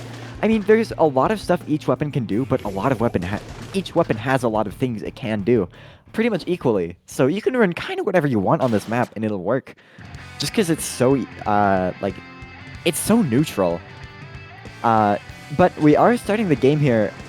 Both teams are running the same comp, I believe. So that's pretty interesting. We're gonna see if this works out for Squidding Good. Picking another zones map with the same comp, they're pretty confident that this comp can work. If they can just get their carbon roller in there, if they can just get that early advantage, which it looks like they're starting to get with that splash getting every single thing thrown at them. So many bombs, so many crab tank shots, everything just whittling down their health. There is no surviving there. And Squidding Good is going to be in control of the zone for now, but not for long. Qatar is going to get that advantage and get Squidding Good down 2 or 3 players here. And they're instantly going to push up into their spawn, and that is what makes the difference. Being able to just take as much space off of those picks as possible is really important. That crab tank is going to get shredded, though. Not a whole lot of value from that. The Bishin gets the pick on that Booyah there. Fighting around that Sponge, trying to get value, getting a trade on that Junior. That's going to be very good. That's taking out a whole lot of their paint for that Carbon Roller to get in. So that's not going to be very good for that Carbon. The Carbon does pop. Ink Strike gets the pick on the machine, but they still aren't really being able to function here. Ooh, but they do manage to get in just a little bit. Trying to poke as much as they can, but they get in just a little bit over their head, and they go down. This is not good. Qatar only has about 10 seconds left to get back in this zone, and that machine getting the 2 picks. Oh my god. That looks like it might be game.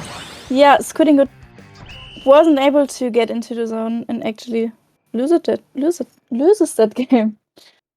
Wow, hard word. Yeah, and I believe this is winners finals. Yeah, So we're in the this is winners actually- finals right now, so that's This is pretty really interesting. bad. To see. Yeah, that's This pretty bad is- for Squidding Good, Yeah. but they still have some matches to go.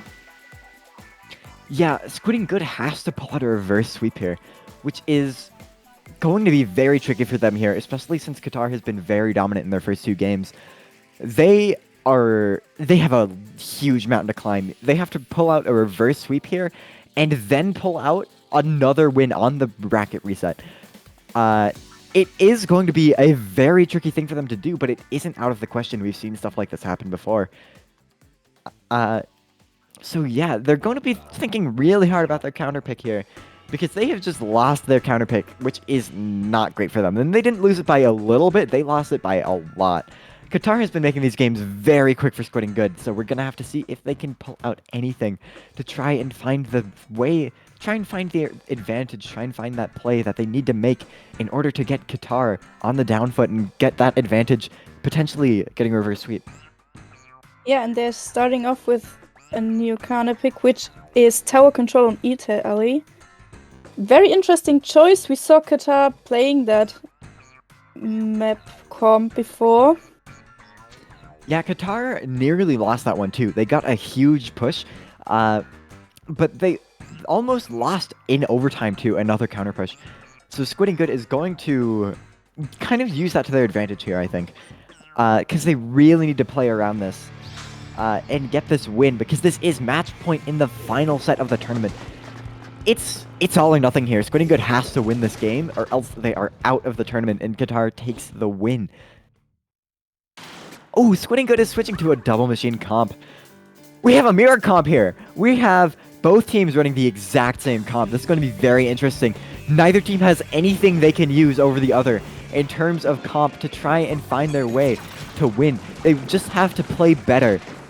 Both of these teams are fighting on completely even ground here. That is very bold of them to take the same comp as Qatar was just running. When they have been 2-0'd, they aren't going for anything fancy. They are going for raw skill here and just making the right plays. And it does look like it's working out. Squidding Good has taken that first checkpoint over Qatar, which isn't a huge thing. That checkpoint is a little more than a speed bump, but that is going to be just a little bit of an advantage and give them a little bit of space to breathe here, especially with Qatar going one down. This might be exactly what they need. Yeah, and we see a Booyah coming in. The specials are coming by Squidding Good, and they actually, yeah, they're pushing again. And now everything comes to team coordination and special coordination. Ooh. That Okay, bomb was pretty nice. All the machines have fallen. It's just the splashes and the juniors left to defend this. We have the crab tank coming out with the big bubbler. That is going to secure the win for that crab tank and get that pick on the splash. That is huge. That puts Squidding Good in the advantage that they need, but the junior sneaks out in tower, pops that big bubbler, gets the picks, leaving just the last machine left to defend this. Squidding Good has a fairly good lead now, but it isn't enough for them to hold here. They're barely even one checkpoint above them. Qatar is already through that first checkpoint. But they have gone 2 down. That big bubbler and the Booyah Bomber are going to be exactly what they need here, though. To stall out, try and get jumps back, and try and get control and get the advantage back. With that machine going down, that is not going to be good for Qatar, and that is going to be Squidding Good on the uptake, on the advantage in terms of numbers. And specials. They have 3 specials, and they are 3-3, but as soon as I say that, they do go 2 down to Qatar. That is not what they want to see here. They really need to find an advantage. The game is all tied up here. There are 3 minutes left, but both teams are fairly even. That big bubble is going to come out for us. This checkpoint force the lead. That is exactly what Qatar wants to see here, trying to put the nail in the coffin for Squidding Good. Yeah, and Squidding Good has problems. When it comes to getting to the tower, map control isn't in their favor right now. But on both sides, the players are even out. Oh, Qatar lost another player here, which will be an advantage for Squidding Good to do some defense. But Qatar is already on checkpoint. Oh, double! Oh, very nice. Ooh, that was not the play! Down. The junior was the only one alive, and they popped a bubble on the tower. They tried to get their teammates in and tried to get those jumps out, but it ended up leading to not only a 3-down situation, but twice, leading to an enormous stagger on Qatar's part. This is probably enough for Squidding Good to get this checkpoint if they play off of this correctly. The machine does go down on Squidding Good's side, which is not going to be very good for them. The Booyah Bomb comes out, getting another pick on Squidding Good, and it looks like Qatar is taking this double 3 down and turning it back around into an advantage. This is not what Squidding Good wants to see. They had the opportunity right in front of them, but it slipped right out of their hands. Or not, with that splash getting a double. That could be exactly what they need to take this game. The crab tank comes out, pressuring Qatar like crazy, trying to get that pressure, trying to let their tower get in there, getting the pick on that machine. Squidding Good is now on the uptake with the advantage. They're pushing tower. This does look like it is going to be checkpoint for them. This is not very good. Squidding Good has lost all of the checkpoints against Qatar has lost all of the checkpoints against Squidding Good. It is now pretty much neck and neck with both teams essentially tied up. Squidding Good can force the lead here, probably. With that crab tank on tower, they might even be able to force this checkpoint. And Qatar being just a junior left. This is massive for them. This could be a KO here. This could be exactly what they need. That is going to be a KO from Squidding Good. This could be the start of a reverse sweep. Yeah, I mean, that's what we want to see in the winners finals, right? So we saw that Squidding Good had some problems when it came to achieving the lead, but in the end it worked out pretty well with that opening by the splash. Insane. Yeah, that was very well played. They managed to just find that advantage there with the clutch double from the splash, leading to the just huge momentum swing that they rode to victory.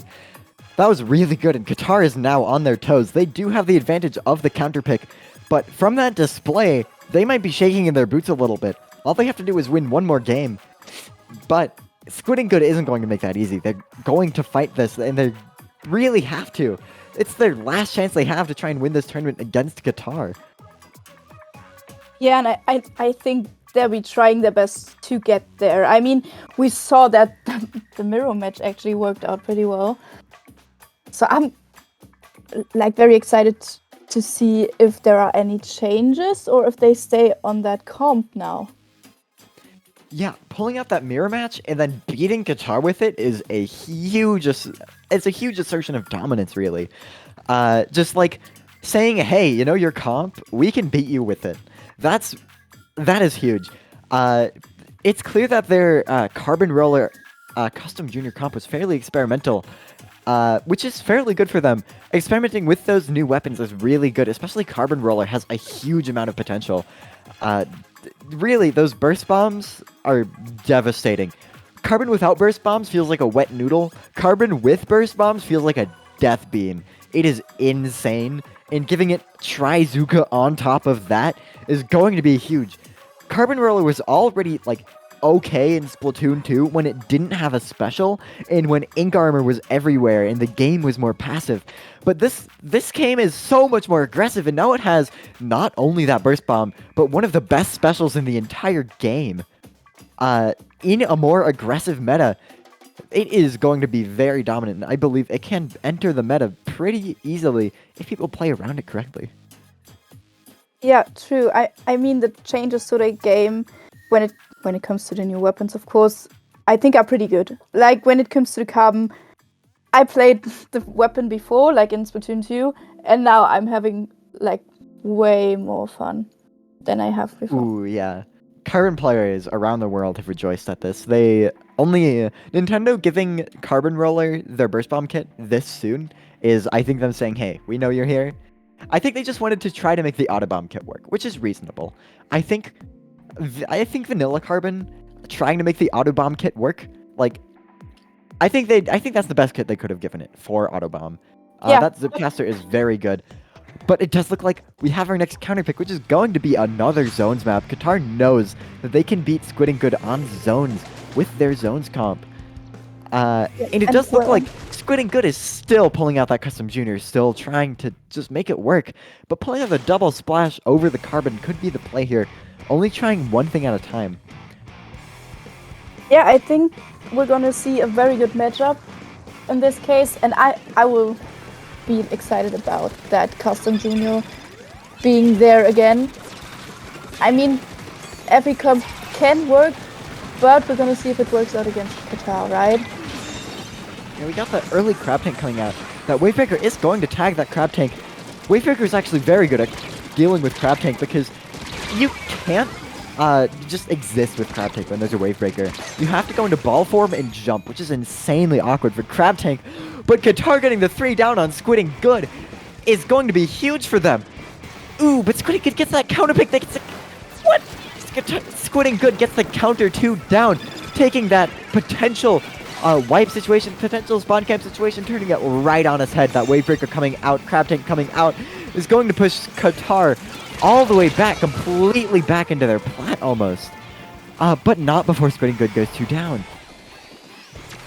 Yeah, and Squidding Good now has the zone in their hands. Qatar tries to actually cancel that first, I think. Yeah, we're seeing, But it doesn't work. Yeah, they don't manage to get the cancel on the burst. That Junior pops a big bubbler in zone. Ooh, that Ninja Squid play. I don't think the machine was expecting that. I don't think the machine even saw that Junior there. That was really very good play from the Junior, closing that gap, using that stealth jump, or the Ninja Squid, my bad. But that is going to be Squidding Good barely not getting the lead here. The game is pretty much tied up here. But Qatar is going to be pushing all the way up into Squidding Good's spawn. But they maybe get a little bit too greedy, dying to Squidding Good in their own spawn. Squidding Good is trying to find that way in. The Wavebreaker is going to be pretty big for them, trying to take control of the zone. But the timer is ticking downwards slowly, and Squidding Good is not in a good spot here. They only have about 10 seconds left to get into the zone and cap it. This is not looking good for Squidding Good here. Yeah, only 15 points left, and they are 2 down on Squidding, 3 down, which I guess is game. That is going to be game for Qatar. Squidding Good not quite able to keep up on Splat Zones. Very unfortunate for them, but very well played by Qatar. They had some crazy plays with just everything that they were doing, and even though they struggled to get into their spawn and hold it, it still worked out for them. They still managed to keep it together, keep it cool, and take that lead. That was very well played, denying that reverse sweep there. Very well played by Qatar. Very well played by Squidding Good as well, though, taking that game off of Qatar with the mirror match. They at least got something. They didn't get 3-0'd, which is better than nothing. Yeah, true. I mean, there was a chance of a reverse. I mean, they didn't lose entirely. So Yeah. I guess it was a very good game. Yeah. On both sides. But that is going to be the end of the tournament. Suki, where can they find you? Don't we have Dapple going on? Is that not going to be the end of the tournament? It's not? Wait. It's Winter finals? We Okay, go back to wait. losers. Oh, that was a bracket reset. That is bad. I got this bracket completely backwards. It's not a bracket. It's not? reset. Okay. No, We'll no. learn double elimination one of these days. So we're in double elimination. So the next would be losers round. Some would. But Wait. yeah. Oh, winners finals, not grand finals. Yeah, we haven't in grands yet. I am a little dumb, don't worry. I'll figure out double elimination one of these days. I'm sorry, I don't have nothing. Oh, but I guess after a short we break, are going we'll to be back. We are going to go on break after that embarrassing slip up on my part. My bad.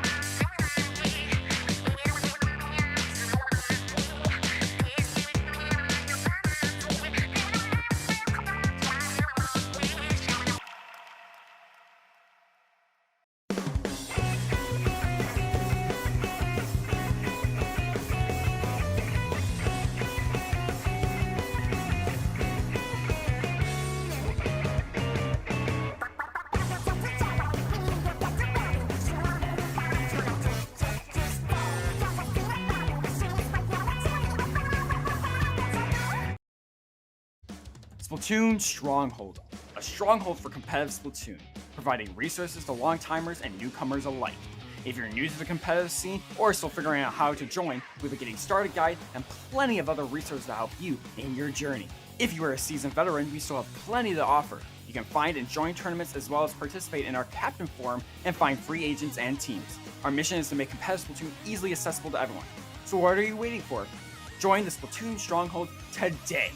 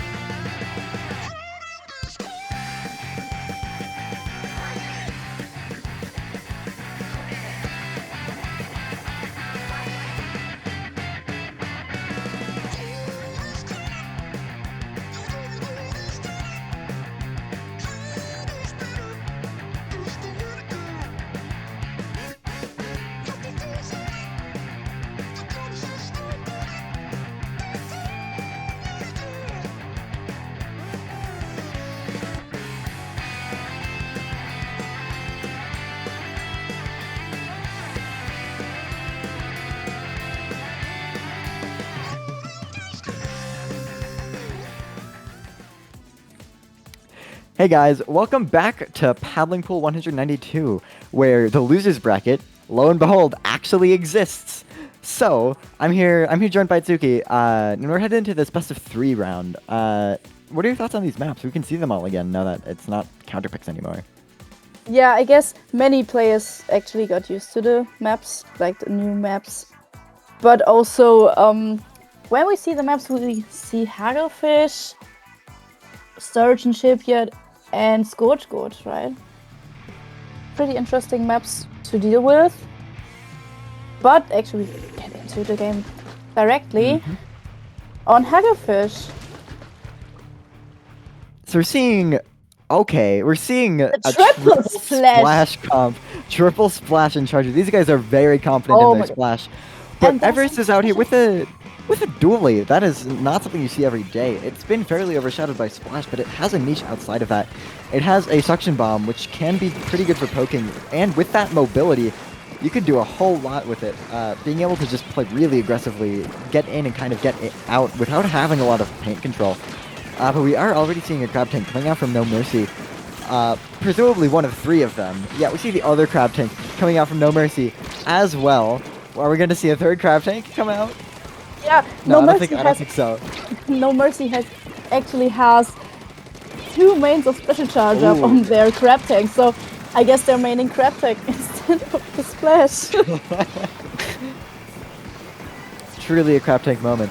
But both teams are trying to vie for control of mid. The charger does go down, and it's just the splash is left to defend. You know, I'm actually not quite sure about this comp. The charger with the triple splash means that when you have triple splash, you don't need a charger. You already have a backline pretty much constantly. With those crab tanks, you're pretty much always going to have one of them at the ready, which is going to be ready to pressure them. So their plan with their charger, I'm not sure what they're going to try to do with that. But we are seeing the charger ink vacuum to try and defend, try and keep Everest out of here, which does work out in their favor, and it is just the dualies trying to get away, using their dodge rolls to actually get out of there with their crab tank intact. Yeah, what did we see? We see 80 push. Like when it comes to push down to 80, it's not much. It's like you gifted a big clam to the opponents, but we'll see what No Mercy will be doing now. 2 down on Everest's side here, and No Mercy is actually pushing straight forward. Ooh, Everest goes 2 down. The crab tank is also coming out here, getting those much needed picks. One jumps out, and so it's essentially a 3-down situation, which is going to be huge for them. That Inkvac allowing that splash to get in there, score, and pop that crab tank. Inkvac shot coming out, going to apply just a little bit more pressure. But they are going to get more clams in here, but barely. Both teams going for very small pushes. Oh, but Everest does end up going 4 down to No Mercy, which is very huge for them. Everest is going to have to defend this pretty hard here. With that ball coming in, is going to reset the timer, get a lot of points in. That other ball could potentially come in here if they can stall out for long enough, get those clams in. But no, it's not going to happen, and No Mercy's actually going to go 2 down in the process. 3 down enough for now, but the whole push was pretty good when it comes to team play. Now we see Everest pushing forward to mid and even right before the basket. Yeah, we see crab tank coming out from both 3 crab tanks all out at the same time. Trysuka trying to destroy those crab tanks, but it doesn't work. We just see so many crab tanks here. It's always fun when you have 5 crab tanks in a game, because you just get to see crab fights, which are pretty fun. It's pretty ridiculous. Yeah, but still interesting to see how the teams managed to use that specials. Oh, 3 down on Everest's side again. So this does look like No Mercy is going to get the advantage here. It does look like they are opting to play a little bit more passively, though. Paint up, try and get that crab tank, try and just defend here. Trysuka comes out, Inkvac comes out, defending that crab tank. That is pretty huge there. That is going to be 1 down on Ever's side, but No Mercy has actually gone 2 down in the process. Ooh, that charger gets a nice pick there on that machine, going to allow their team to get in for just a little bit more. Yeah, and now Everest doesn't have much time to actually build up another push. We only have 40 seconds left plus the overtime if they have a big wall. But they're jumping out right now and can't seem to get forward. But Inkdeck is going to let No Mercy get that ball in, but they don't have a lot of control around the basket to play off of. The Inkdeck gets a pick on the machine. The dualies also go down. This is actually pretty huge for No Mercy. They can potentially get the clams in here. And they only need 4 left. 2 KO, 3 left, 2 left. They just need 2 more clams, and they have ended the game. But it looks like the game is going to end anyways. But they are going to get those 2 clams in just to put the nail in the coffin. Not going to take any chances there. And that's going to be game 1 for No Mercy. Yeah, that comp that we just saw is pretty interesting. And it actually worked out pretty well for No Mercy.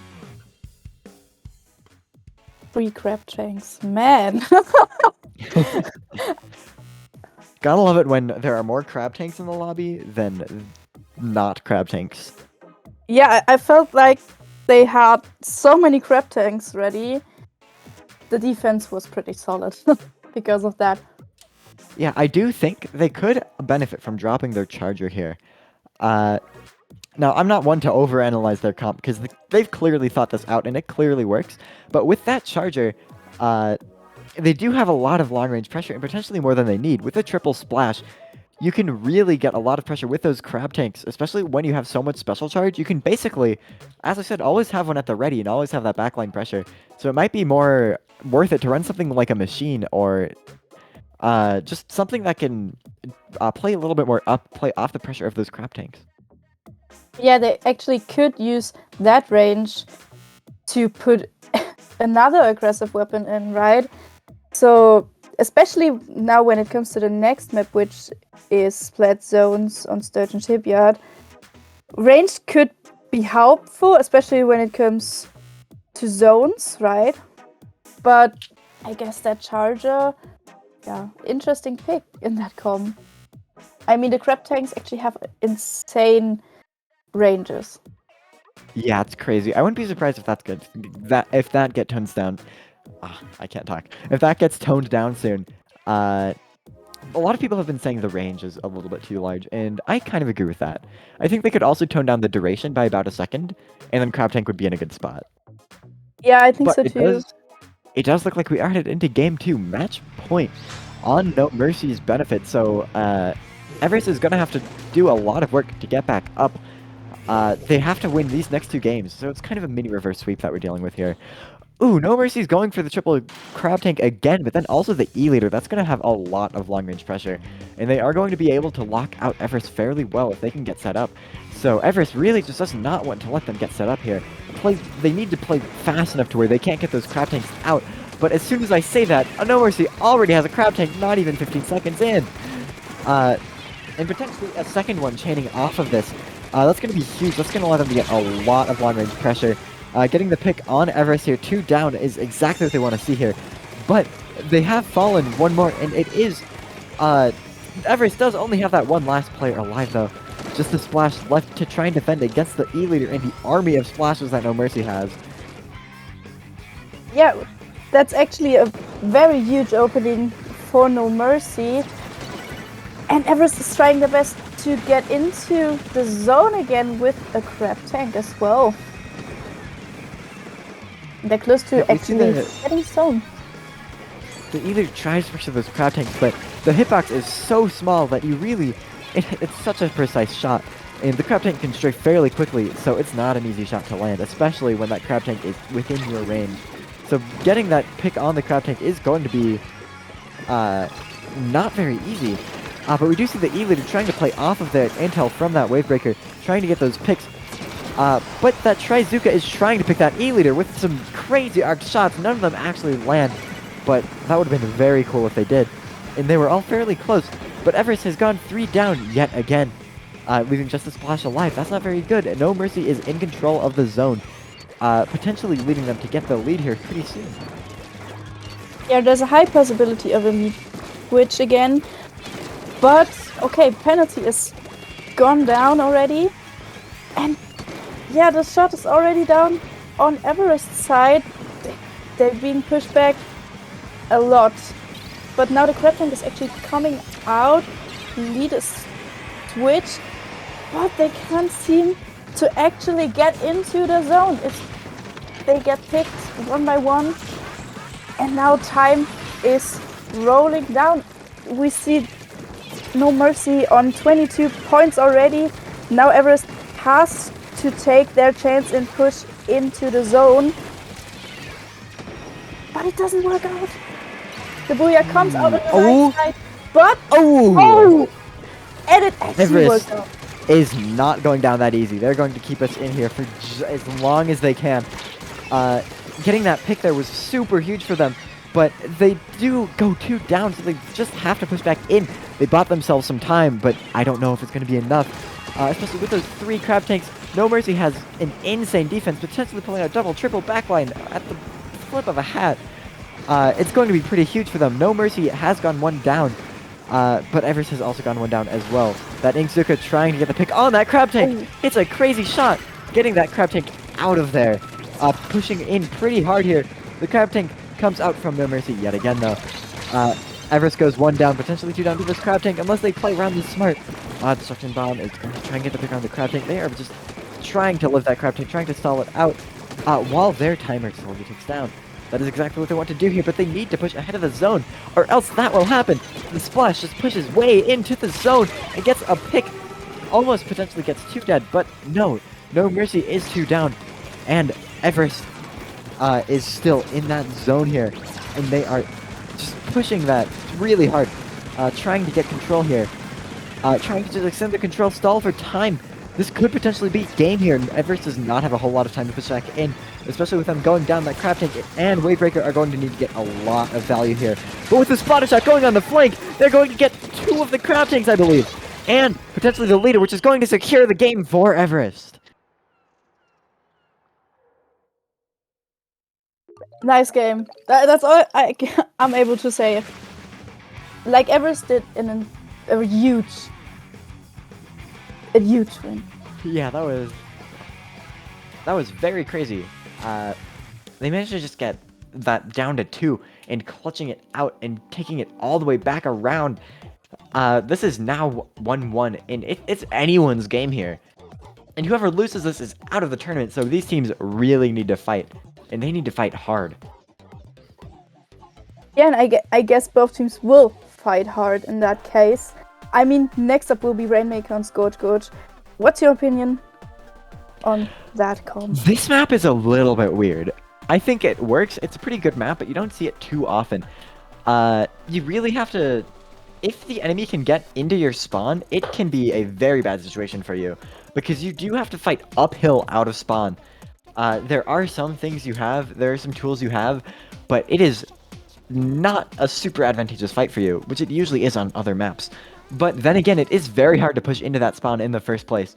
So you usually see, once you get that first checkpoint, once you get that big push, you usually see a straight jump from like 50 to like 10.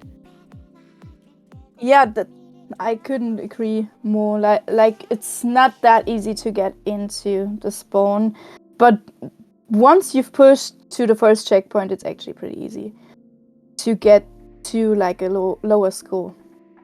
Yeah, that is a huge checkpoint, but once you're past it, it's kind of just free roaming, because you have a lot of space. You're moving downhill, you're moving into low ground, and it will often be clear. If you can clear that area, you can really get a lead in a snap. It's pretty crazy. Yeah, I think so too. I guess when it comes to that map, I'm a fan of it in some kind of weird way, but when it comes to the spawn camping stuff, yeah, it's not that bad on Rainmaker, I don't think. Yeah, it's okay in Rainmaker though. It reminds me a decent amount of Brandwater Springs, the spawn of that map, but I don't think it's as bad as Brandwater Springs. Yeah, it's better. Because Brandwater Springs, it's much easier to get into there, while on Scorched Gorge there is that huge choke point right where the checkpoint is, and it's very, very tricky to push past that. Yeah, but we're gonna get into the third match point situation for both teams in losers round. Sticks Everest against No Mercy. And what do we see? Okay, we got the charger back. It's crab time. Yeah, crab time. Ooh, No Mercy gets the pick on Everest right off the back. That crab tank is going to pressure very well. Getting that chip damage in, getting the two hits, and then the pick on the splash. That was very, very well played by that crab tank. Getting that pick on the dually as well. No Mercy has taken an early advantage. But they have just gone 2 down, leaving just the Rainmaker and 1 splash alive. They're going to try and take this checkpoint, and then likely they're going to leave. Oh no, this Charger is actually sticking here, trying to pressure that crab tank. The splash gets picked out for it though, but they do still have advantage control over the Rainmaker. They have a whole lot of space here. This could be exactly what I was talking about, with a huge lead if they can break through this choke point. But Everest is not going to let down easy. They're going to pressure them until they can't pressure them any longer. Ooh, we see them barely getting the pick from the Booyah Bomb. That is huge. They are not going to let Everest get that very early lead there, which is very good for them. No Mercy goes 2 down. It's just the splash and the Charger left to defend. This Charger could very easily get rushed here if they don't back up very quickly. Yeah, Everest is trying to get some map control back and actually start their push. We see a Trizuka happening to actually build up pressure, but yeah, Everest is trying their best to get to the checkpoint, but we see some crab tank action, which, yeah, cancelled that push in that case. Yeah, but so far, No Mercy has a huge advantage on Everest here, leaving just the machine left alive. And they're going to use their crab tanks to defend this really well.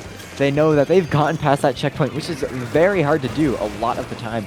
So they have the room to kind of play passive and turtle up, because they have such a strong lead. But they do still have 3 minutes left in the game, which is not going to be very easy to turtle. Getting that pick on the splatter shot though is going to be pretty big for them.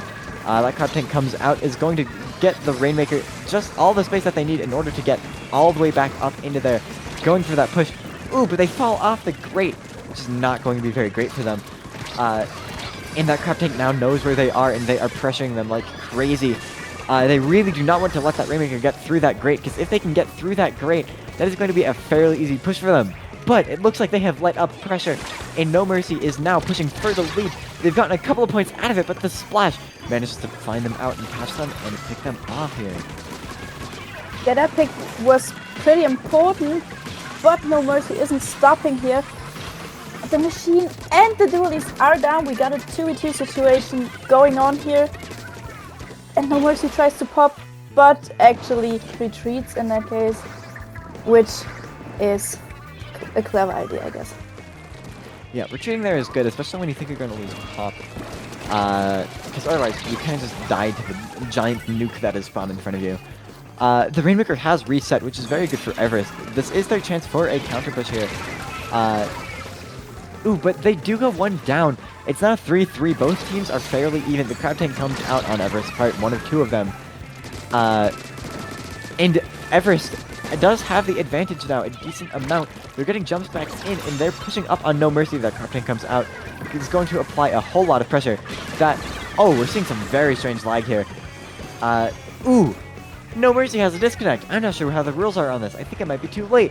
I think No Mercy might just have to play this out, which is very unfortunate.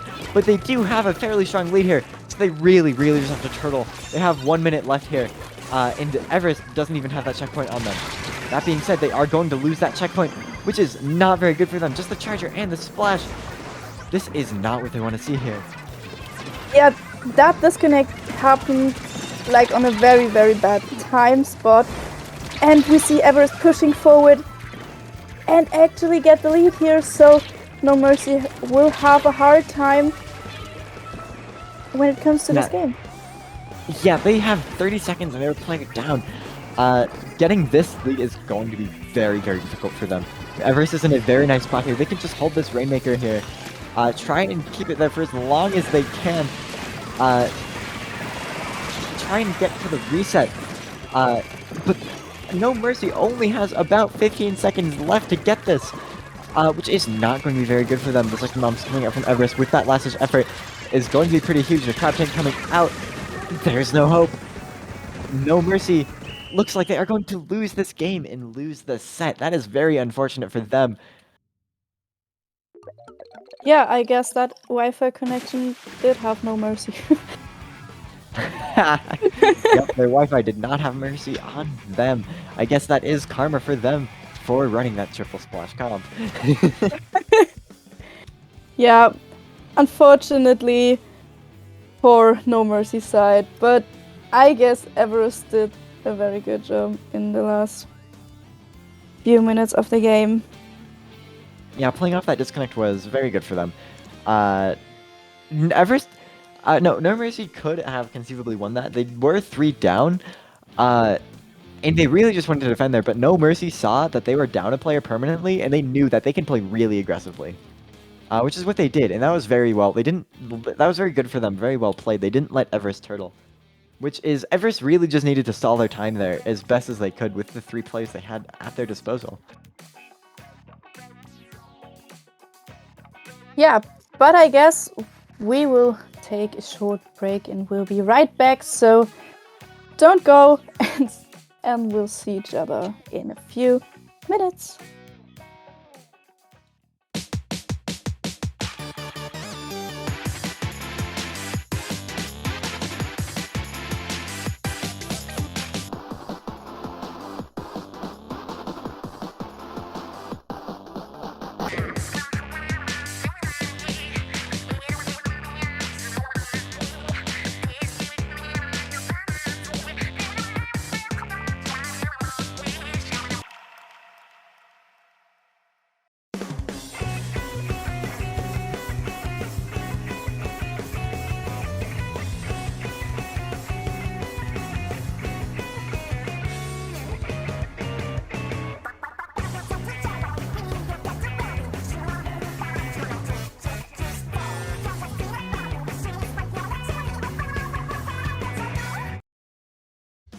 Splatoon Stronghold, a stronghold for competitive Splatoon, providing resources to long-timers and newcomers alike. If you're new to the competitive scene or still figuring out how to join, we have a getting started guide and plenty of other resources to help you in your journey. If you are a seasoned veteran, we still have plenty to offer. You can find and join tournaments as well as participate in our Captain Forum and find free agents and teams. Our mission is to make competitive Splatoon easily accessible to everyone. So what are you waiting for? Join the Splatoon Stronghold today!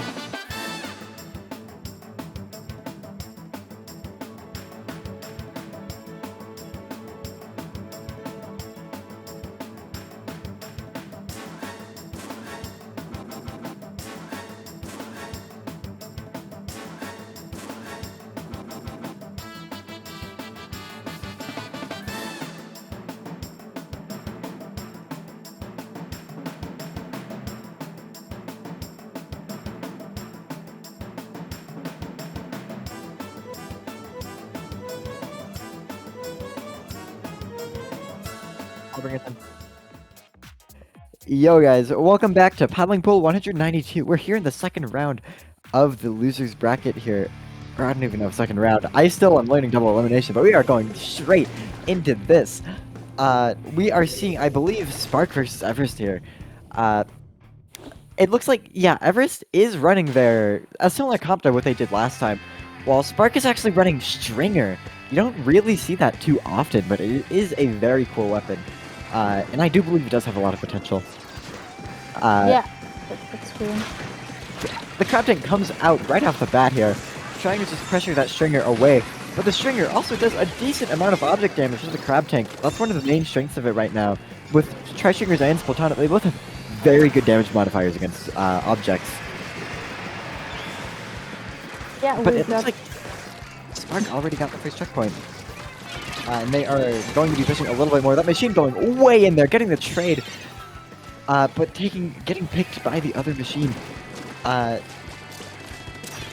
we're gonna... Spark is bubbling to force that checkpoint, but the Booyah Bomb and Crab Tank might have something else to say about it. Yeah, that Crab Tank is going to shred the bubble, force them off of that tower.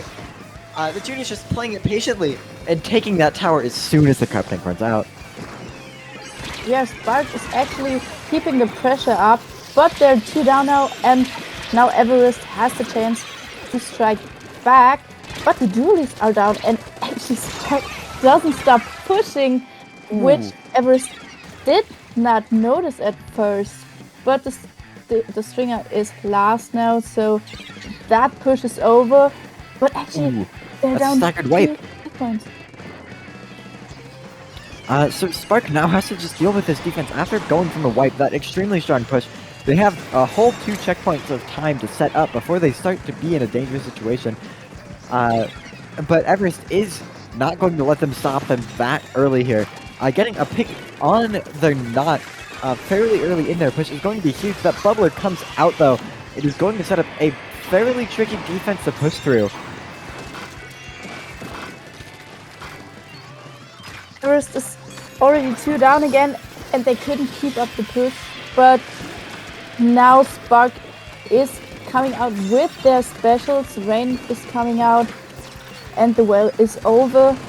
Map control is now in favor of Spark. That knot is trying to shred that crab tank, and it does end up trading. That is a pretty good situation actually, because they just wasted an entire crab tank on that knot. And all they got was a trade out of it. Sometimes sacrificing yourself to waste their specials, waste their time can be worth it. But we do see Everest is back on the push here, trying to continue that, but they get taken out by that Booyah Bomb, going 2 down to Spark. It's not a very good situation for them. Spark is now going to potentially be able to push them back out with that advantage. But if they don't do it in time, the Stringer actually goes down. Whoa! That crab tank just got completely knocked out of tower. Knocked off of the tower by that bomb and just didn't even blink. It just kept on firing. That was really funny. Unless that was lag. Yeah, it actually was pretty funny, but now they are later when it comes to the checkpoint. And yeah, that's actually a wipe, which is pretty important for Spark to actually defend the second checkpoint on that. Yes.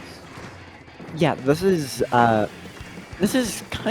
not what Everest wants to see here.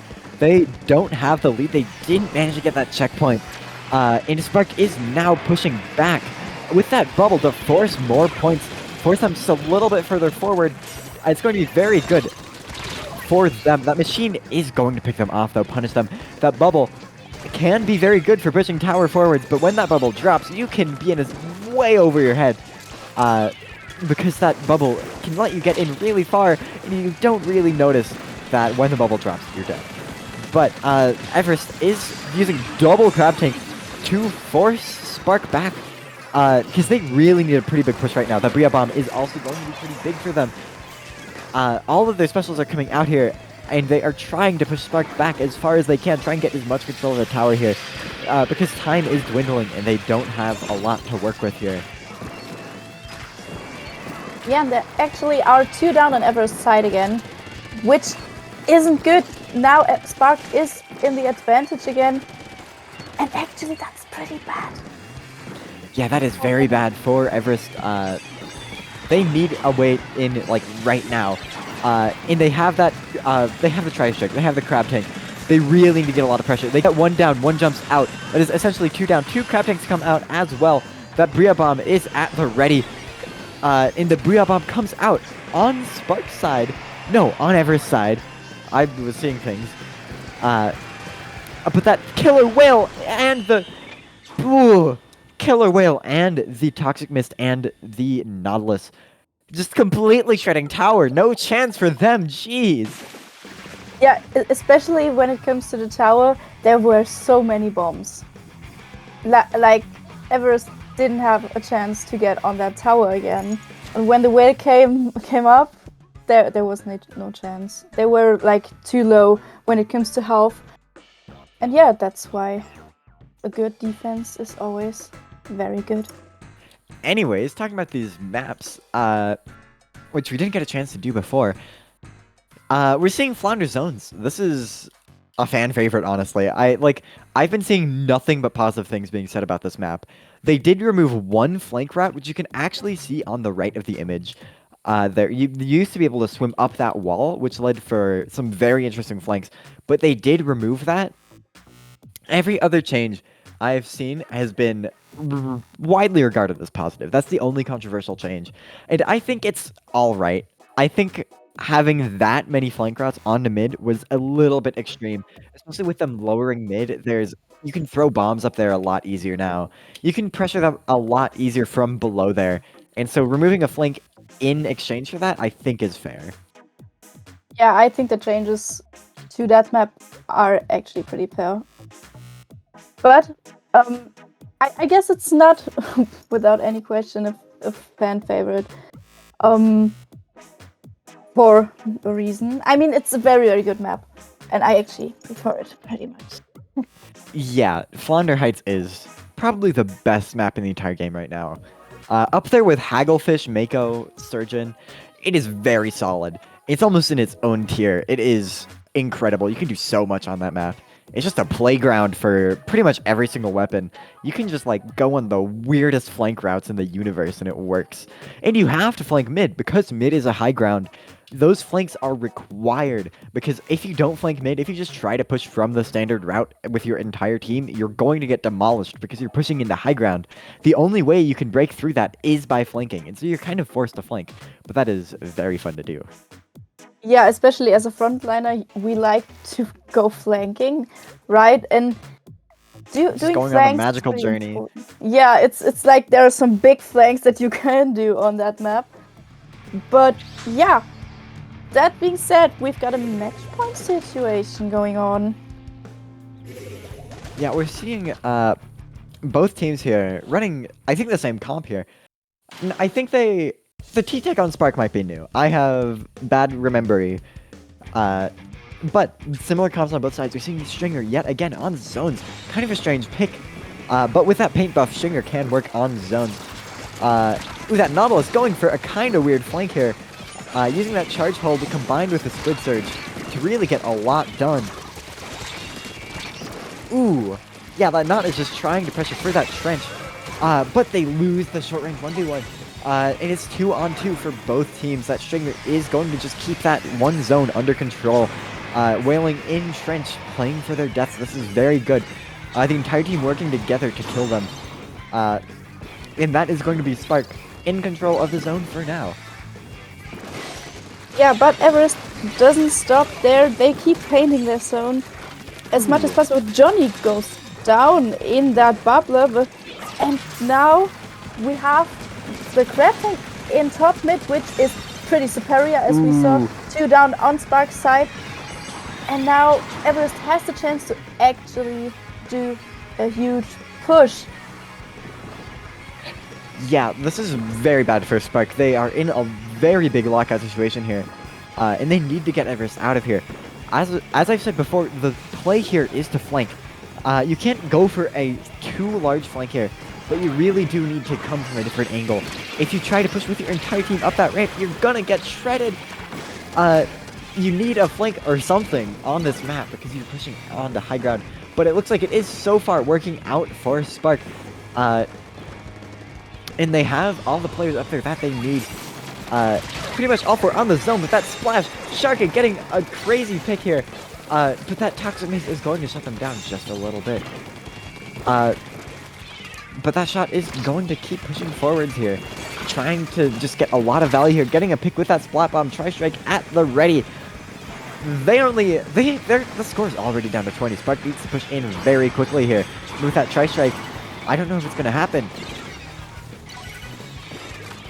Ooh, but they do have control of the zone here. They really need just to extend this control to the other zone. They can't lose a paint battle here or else it's over for them. And that is going to be game 2 for Everest. Wow. Yeah, that was a very good game for both teams, right? But I when think- it came to Everest, Everest actually dominated Spark in this game. Yeah, Spark really had to flank there, I think. I believe that if they had gone for a flank a little bit sooner, they would have been able to set up a lot of control. They ended up going for a brute force push through that main route with all 4 players, but it didn't work out super well for them. They couldn't really hold control off that. They didn't get a lot of space. If they had pushed with instead 3 players at that route and then 1 flank, I think they could have had a lot more pressure. Yeah, that's true. I mean, when we compare both teams, Everest actually flanked the whole time. When I remember the T-Tech that actually flanked and got 2 people down, which extended the whole push and the lead, right? So we saw a perfect example of how to play Flounder Heights and its with flanks. Yes, indeed. But we are going into Clam Blitz Hammerhead. This map is not often ran.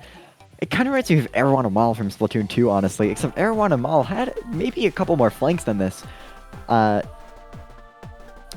it is fairly long, but it isn't as bad as Arowana Mall was in Splatoon 2, because there is no Stingray. Yay. Hip hip hooray. But this map isn't ran super often.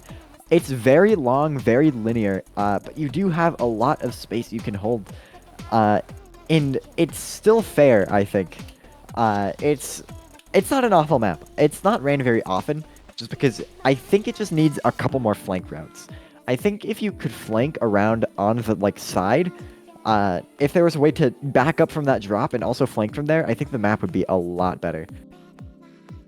Yeah, true. When it comes to Hammerhead Bridge, I actually think it's a very wide and open map, like a perfect map for backliners. But yeah, like the frontliners don't have an easy time to actually go and get some picks.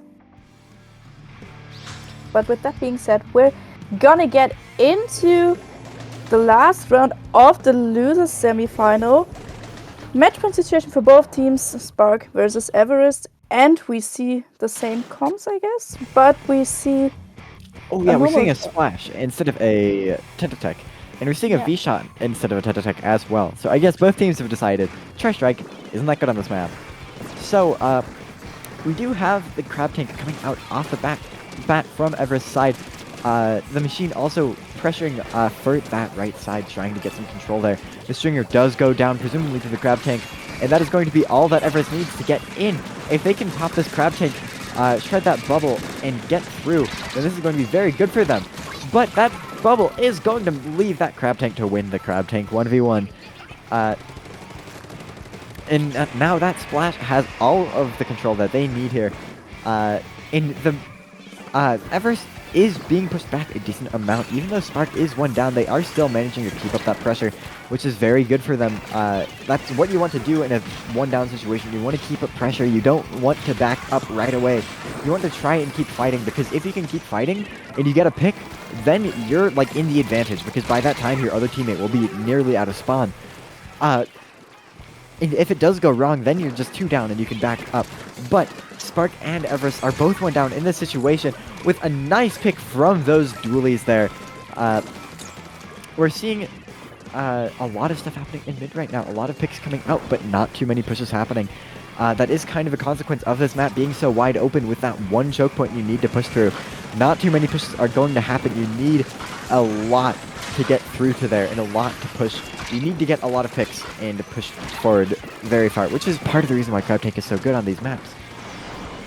Yeah, like the crab tank is actually very good because of the range, right? And it has insane kill power on that map.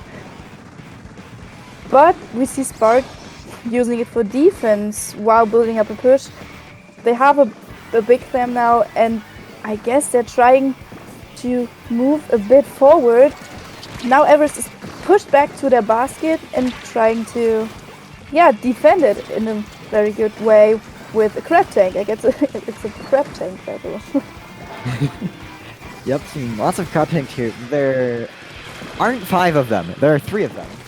But that's still a lot more than you'd expect to see. If it were not such a meta special. But Everest has gone 2 down and they are falling back. That crab tank crushing them very well. Getting those jumps back and going to try to regroup here. That is what you want to do in this situation. Now we see the specials are coming up from Spark's side. They have 2 big clams on their side and they don't get the picks right now. So that keeps them back in mid. We see a crab tank 1v1, which is won by Everest crab tank. 2 down on Spark's side tries now. to jump out with that ball, which is something a lot of people don't realize. You can't jump out when you have clams in this game. They don't get destroyed when you land because there is no spawn barrier. Yeah, but we that's are it. seeing Everest go 2 down, 3 down to Spark. This is exactly what Spark needs to push. This could be the first push we see in the game, especially with this jump coming in directly on that hump. They are going to be able to get that ball in for sure.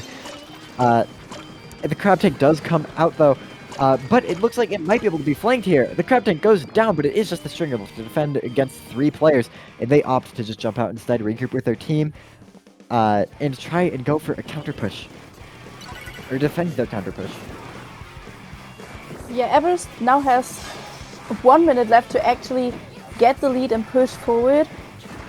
But 1 minute plus overtime should be enough to actually get down to 60.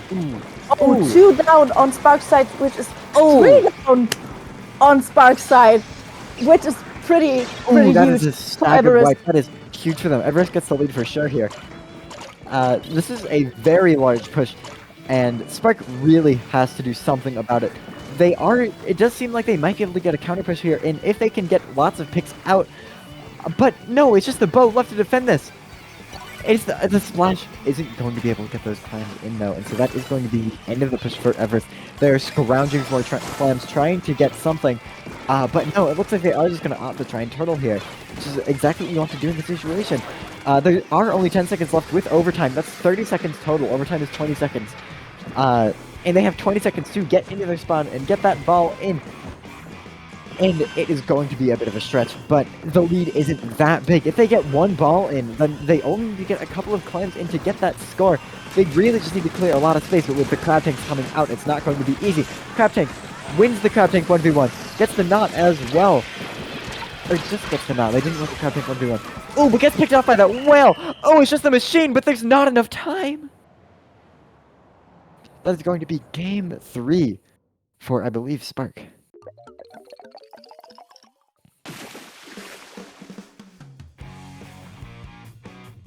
Wow. Yeah, Everest wait, did no, an that was insane. Everest. Yeah, Everest Yeah. won that round, and they did an It's- insanely good job with It's that. been a long day. It's been a long day. I couldn't agree more. Yeah, very good team play, and they actually broke Spark's defense after that one push, which was pretty Yeah. huge. Yeah, that was very well played, and Spark just wasn't able to get that counter push in. They got that one massive push, and that is all that they needed. But I think, I don't know if we're going on a break. Yeah, we're gonna get on a short break, and we'll be back with the losers finals in just a few moments. See you guys then.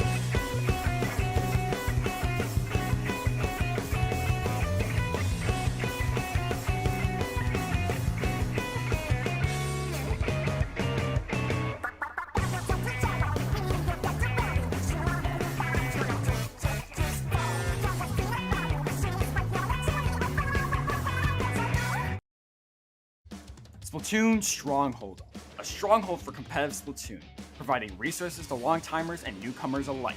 If you're new to the competitive scene or still figuring out how to join, we have a getting started guide and plenty of other resources to help you in your journey.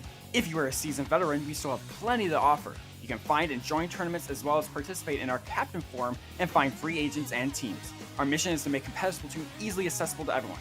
So what are you waiting for? Join the Splatoon Stronghold today!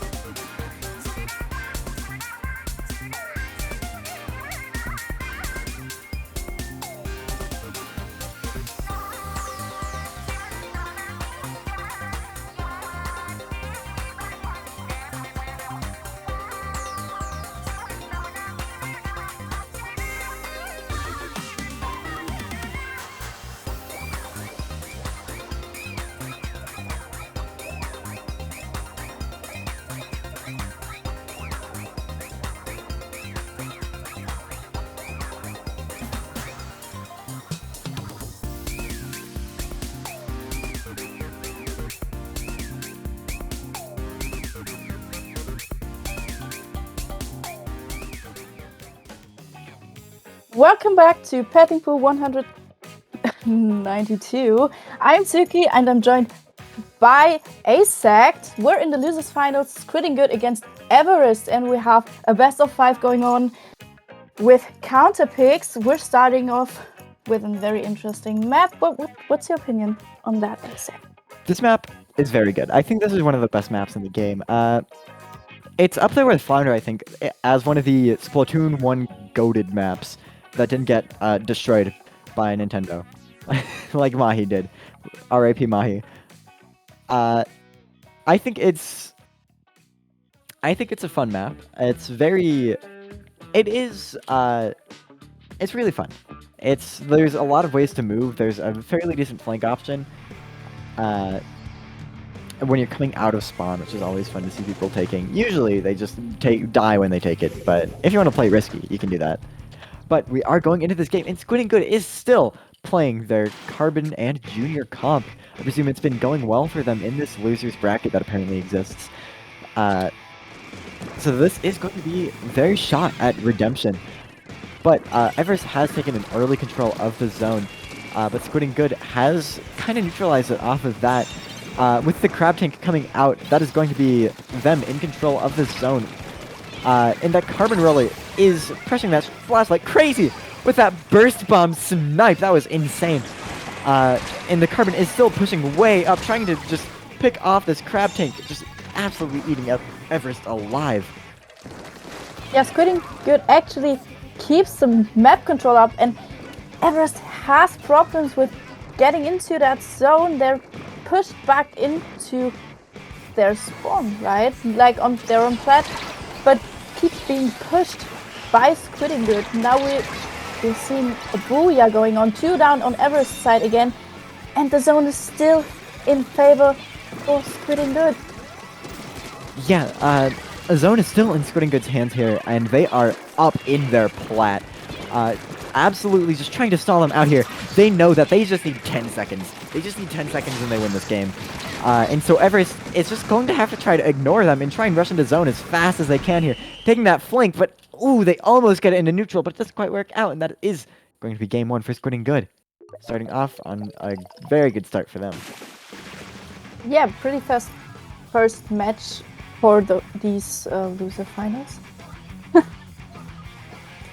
Yeah, that was a very dominant match right at the start. I just noticed with that waving animation, you can see the ink bag clipping through their legs. I just think that's interesting. I love to see that. You love to see it. Reminds me, actually no, we have time before the counter pick. It reminds me, in Splatoon 2, there was a really weird glitch where if you wore flip-flops, played Brella, and jumped, your feet would clip through the flip-flops only with those shoes and only with Brella. How do I know? That's because those are the shoes I used on my Brella build. I just think that's funny. I don't know if anyone else has ever experienced that. It's very specific. I never did. I never did experience this. To be fair, weird game glitches. We love to see it. Yeah, just those random glitches where you have this really niche interaction, like this specific shoe with this specific weapon class. But I find it very funny that it's like just with some combinations from clothing and weapons. Yeah, like, I think it's just the jumping animation is different for Brellas. Yeah, it is. It really is, because they're holding the Brella, right? So it needs to be different. But we are just waiting on a counter pick. We're going to have to see what Everest picks, because Squidding Good has just won on zones, which has been the map that they've done the worst on against... I don't even remember what team is in Winners Finals. It's been so long. Winners Finals would be Qatar. Oh yeah, Qatar. That was their worst mode against Qatar, and they just beat them. So we're going to have to see what Everest picks here. Yeah, I mean, they have to decide on a map where they are pretty strong as a team, and which is like an advantage for the weapons that they play, right? Yeah, so it's not an easy choice to make. I think this team really wants to pick an anti-carbon map. Anti-carbon, anti-wave breaker. Something really open where the carbon doesn't have a lot of space. So honestly, if I were picking this, I would probably choose something like Clam Blitz on Hammerhead, which we did just see, but I think that would be a very good pick against their comp personally. But we'll just have to see. It depends on what Everest is comfortable playing. There's plenty of other options that they could pick. But I think that's probably their best bet if they really want to play anti-carbon, anti-wave breaker.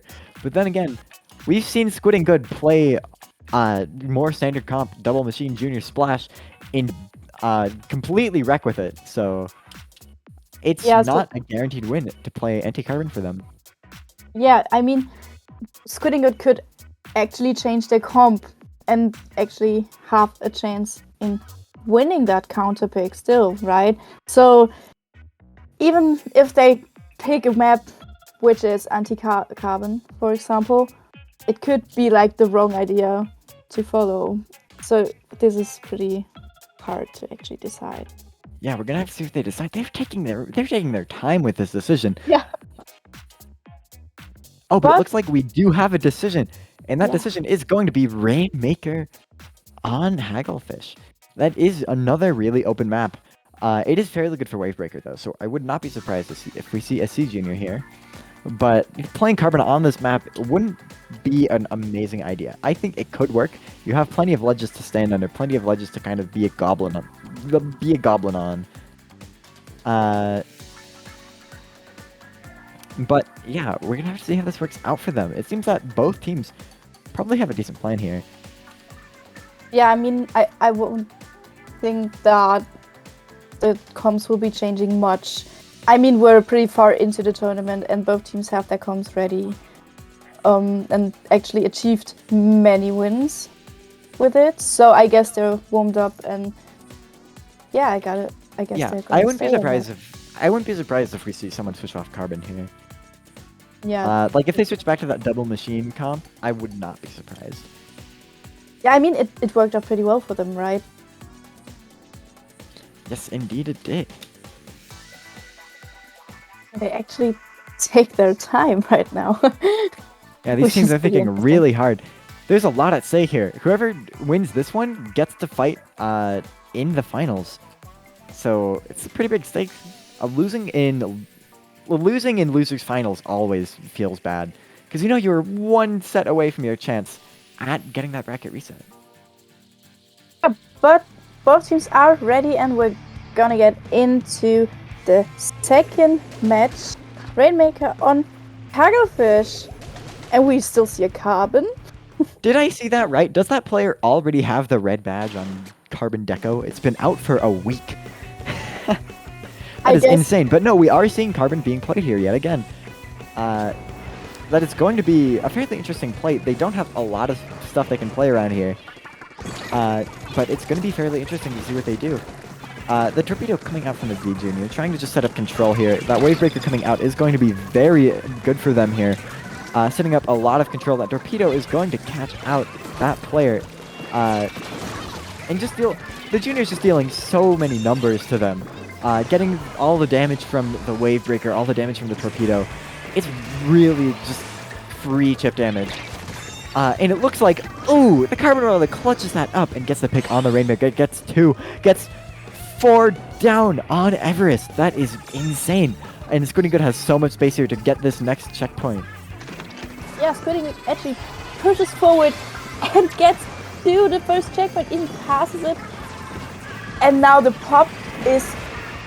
Yeah, the pop is on Squidding Good's side as well. So they're able to push further. And they do. That jump was pretty good. Yeah, they did the jump there, which lets you get a huge amount of points there. All the way down to 16 really quick. It's been like 2 minutes. Yeah, and that's an insane lead for that time in the match. I mean, 3 down on Everest side again, which is pretty good for Squidding Good. The reset is there, which is an advantage for Everest to actually get the chance to push back. But that Carbon won't let them get back into mid. So Squidding Good actually picks the Rainmaker again and defends it. But 2 down on Squidding Good's side now, which is very good for Everest. Yeah, that Carbon setting up under the ledges there was really good for them. That is exactly where the Carbon wants to be generally. When you're under that ledge, the way the roller hitbox works is you can hit people who can't even see you. It's really insane, and you have a surprising amount of range with that. It's pretty crazy. Yeah, but we are seeing... Everest has problems. Yeah, Everest is going 2 down, 3 down potentially even. This is not very good for them. The Carbon Roller is absolutely shredding them right now, which is exactly what the Carbon Roller wants to do. It can really struggle to get in a lot of the time, but when it gets in there, it gets in there. It is pretty insane. Like, we see that, the Carbon sharking there, getting that very excellent pick there. Under the ledge there, potentially getting a pick on the splash here, but no, they did opt to back out, which is probably the smart play. They don't have a lot of time. They don't have a lot they need, but ooh, there we see that it. Carbon. The weird Carbon hitbox really being good for them. That burst bomb being essential for Carbon's playstyle. It cannot function without burst bomb. Burst bomb. It is fairly cursed though. Yeah, it's cursed. Just like you say it. We saw many picks with that Carbon, and that player is doing a very good job with that weapon. Still keeping up that pressure and getting some picks. The B-bomb comes out, gets a pick on the splash, but not before Squidding Good goes 2 down. Everest is now in a position to defend this and push back, getting an essential wipe, just the machine coming out of spawn here. It's going to be very good for them to get this, and especially the fact that they have a crab tank at the ready. They are probably going to be able to finally force this checkpoint, finally get a first push out, but not before that Carbon tries. Not before that Carbon has anything to say about it, though. Ooh, but that Carbon does jump out to their teammate, it looks like. Ooh, Everest doesn't quite get that checkpoint. The crab tank completely shuts them down, gets 2 picks in that. Ooh, picks are just happening left and right here. Everest is trying to salvage this push, but it isn't working. Squidding Good is pushing them out very well here.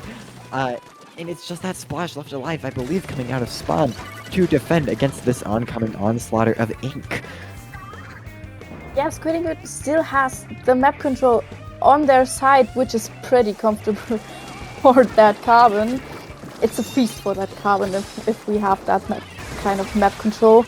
And yeah, Everest isn't able to get back into okay, here comes the Carbon.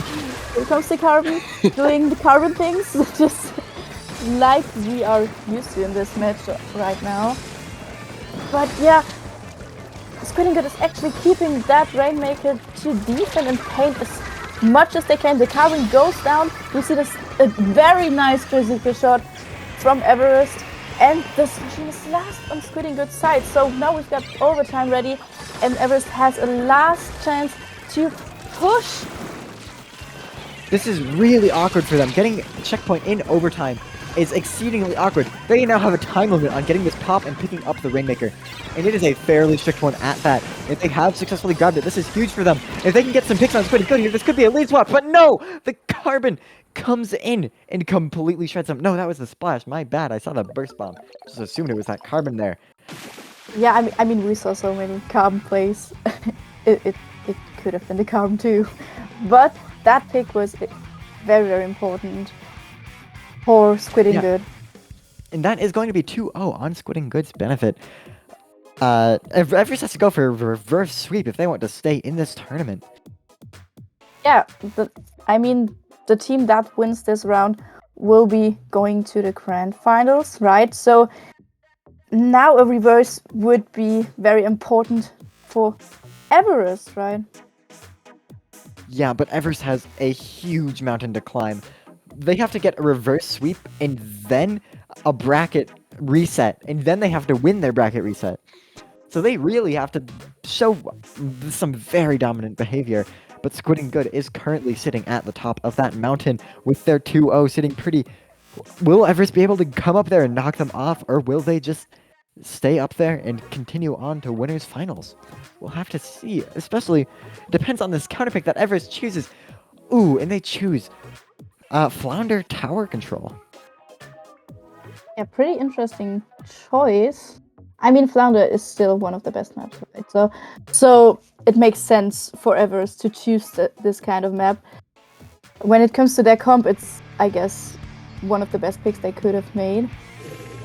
But yeah, we're gonna get right into the game, and when we have Squidding Good against Everest, and Squidding Good still has their Carbon and Custom Junior in, so they really, they really want to play with that comp. Yeah, we're not actually seeing a flank off the back from Squidding Good, which is what I was really expecting from the Carbon. Oh, but never mind, the Carbon does try to take an off angle, but it doesn't end up working out. But that wave breaker is going to be huge and marking so many people. That's usually the last one left alive, trying to just do everything they can to defend, but it's not going to work out, and that is going to be probably the first check for Everest. Yeah, and they passed the first checkpoint very quickly. Now we've got a 3v3 situation going on, and yeah, oh my god, Squidding Good don't have a chance in getting into the game. They're picks after picks. Yeah, this is a much different game than we saw last time. We're seeing Everest completely dominating Squidding Good. And that is what they want to see here. They really need to try to get this reverse sweep to have any chance here. But it isn't over yet. Squidding Good has taken control of mid for the most part. They're trying to push their way in. The machine going in for a flank and getting picked off. That crab tank sitting pretty in mid is going to really help Squidding Good make this push happen. The C Junior does get a trade, which is going to be pretty good, but not amazing because that is still 3-on-3 for Everest. But Everest is starting to go down, and they're opting to back up just a little bit, trying to defend this here, stall out to get their team back in. But that is going to give Squidding Good the chance that they need to get in here, get those picks off, and push in. Yeah, but still, many picks are going down, and we see that the splash is being picked again. And Squidding Good actually has some mid control. Now they have the chance to counter push, which is pretty important. But Everest actually defends the mid very good, picking 2 people from Squidding Good again. Yeah, that wave breaker is going to be huge for the Junior, getting away from the location of so many people, and the Junior gets out of there alive somehow. How do they do this? But that Junior is just going to be sitting back, throwing torpedoes, trying to support for their team, while Everest continues this push, continues to get this checkpoint, and probably breaks through here. This is not good for Squidding Good. This is... There's only 1 checkpoint left, and Squidding Good is still going down. Everest does get this last checkpoint here, but not before they go 3 down. Just the dualies left to try and pull something out here. That torpedo, 2 people on them, is going to be their death sentence. That is a wipeout on Everest's part. Delayed, but still a wipeout nonetheless. They are forced to push back into mid here, and this is the perfect chance for you to flank here. Get behind Squidding Good and really take them by surprise, which we could potentially see here. But that Booyah Bomb is going to come out, and that machine is going to fight that carbon, try to get those picks out. The C Junior and the Splash are the only ones left alive in mid, and here we see the machine going for a flank of some sort. Gets that hit off, pops the Booyah Bomb, trying to do something here. Get that pick on the carbon, get so much control of that mid spot. It is very small up there. 1 Booyah Bomb can take control of about half of mid. It's pretty insane. And it is exactly what you want to be doing. And Everest is now continuing to just be on the uptake, beating Squidding Good down. Just not letting them go anywhere. Getting all the way back up to 19 and continuing to push that Booyah Bomb is going to be huge. Letting them just squeeze out a couple more points. It's in the single digits. But it isn't going to happen. Everest has been pushed off of tower. And they're just sitting back in mid, trying to defend here. Trying to get some semblance of space. But no, Squidding Good is going to keep pushing them back here. This is exactly the chance that they need to get a counter push. Everest is going down, and this is their chance. Only 50 seconds left on the clock, but they have exactly the opportunity they need to push here. Yeah, they now have the advantage to push. Everest still respawns right now, which is pretty bad when it comes to the defense. I mean, no specials ready and so on.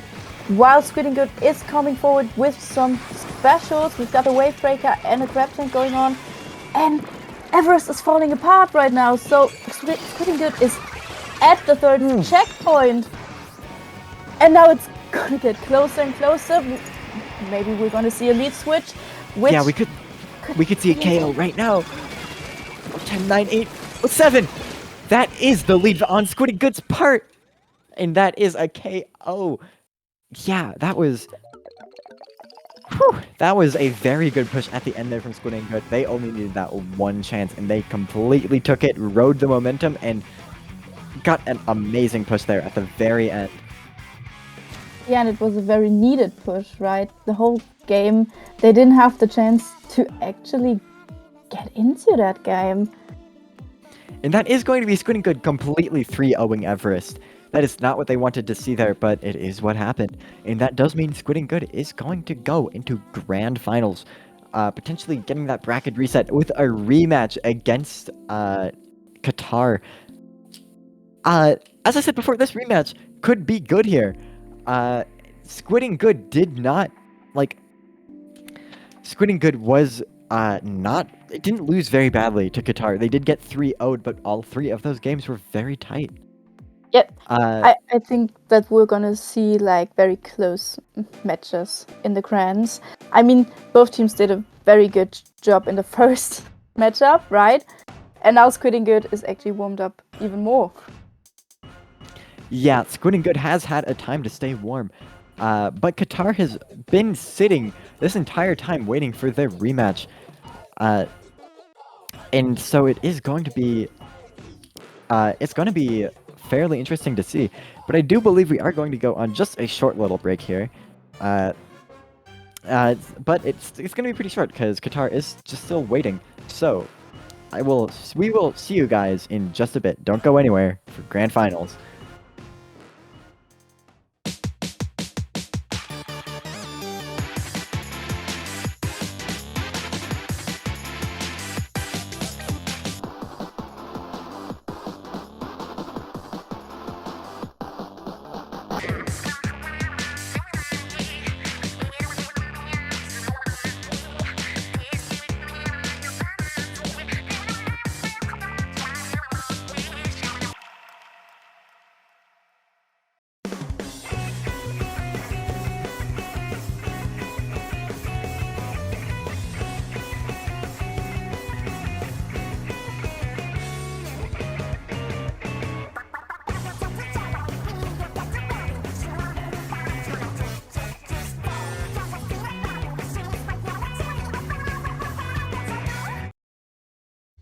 Splatoon Stronghold, a stronghold for competitive Splatoon, providing resources to long-timers and newcomers alike. If you're new to the competitive scene or still figuring out how to join, we have a getting started guide and plenty of other resources to help you in your journey. If you are a seasoned veteran, we still have plenty to offer. You can find and join tournaments as well as participate in our Captain Forum and find free agents and teams. Our mission is to make competitive Splatoon easily accessible to everyone. So what are you waiting for? Join the Splatoon Stronghold today!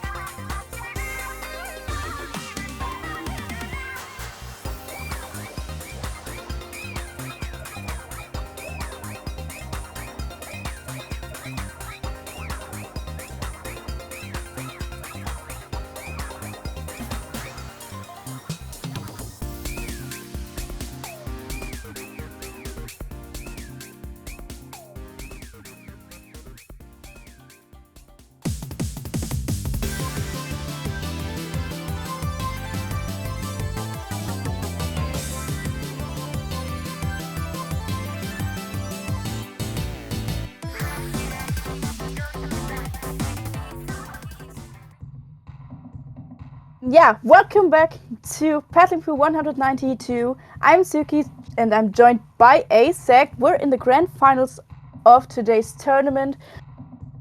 Yeah. Very exciting. Grand finals good. for real. The actual grand finals of the tournament, not winners finals. Apparently, those are different. I don't know how I've commentated so many brackets but never noticed that this is not winners finals, this is grand finals. And winners finals is different. But How to learn we are double headed into elimination with ASEC. we're headed right into this. We have Hagglefish Zones. A map we've talked about before plenty on this stream here.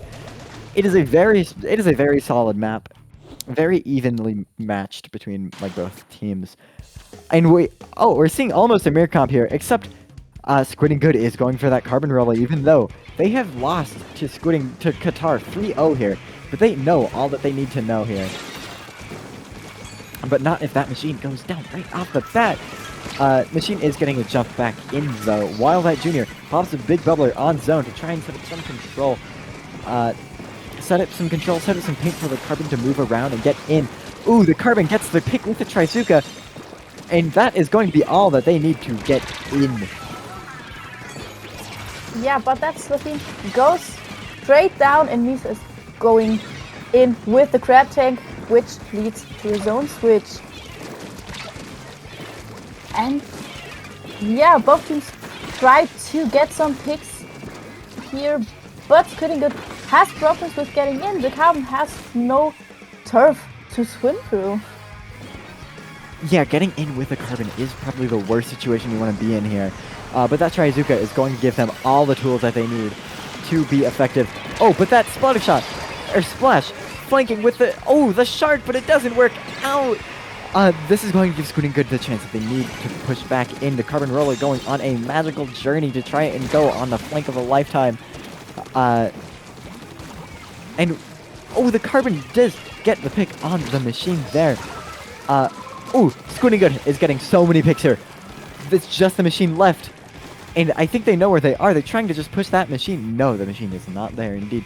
The machine was coming out of spawn. This is going to be lead for Squidding Good. Splash painting behind them, all around them for that crab tank, which is going to be insanely useful on defense here. Crab tank comes out, Big Bubbler comes out. Booyah Bomb comes out from Squidding Good, and so does the crab tank. The carbon roller trying to shred that Booyah Bomb, and they do get that shred. Trying to just go around and just getting as many picks as they can here. The carbon has the Trizuka. The carbon has the Trizuka at the ready here. And they are going to use it. But they're not going to really find anything with it. But that's okay because they're still in control of the zone. Qatar is all over the place here. No one is in a good spot. That Booyah Bomb gets completely shredded by Squidding Good. And that is going to be Squidding Good for the lead here. Squidding Good has been in situations like this before. But they haven't managed to get the win in any of these. But they now know how good Qatar is at these comebacks. They cannot take any risks here. That crab tank comes out. Might be all that they need, but they don't have a lot of time to get back into zone here. And it doesn't look like they're going to be able to. That is game one for Squidding Good. Putting Qatar on their toes here as the first game Squidding Good has managed to take off of them. Yeah, insanely good comeback here for Squidding Good after that kind of struggling opening.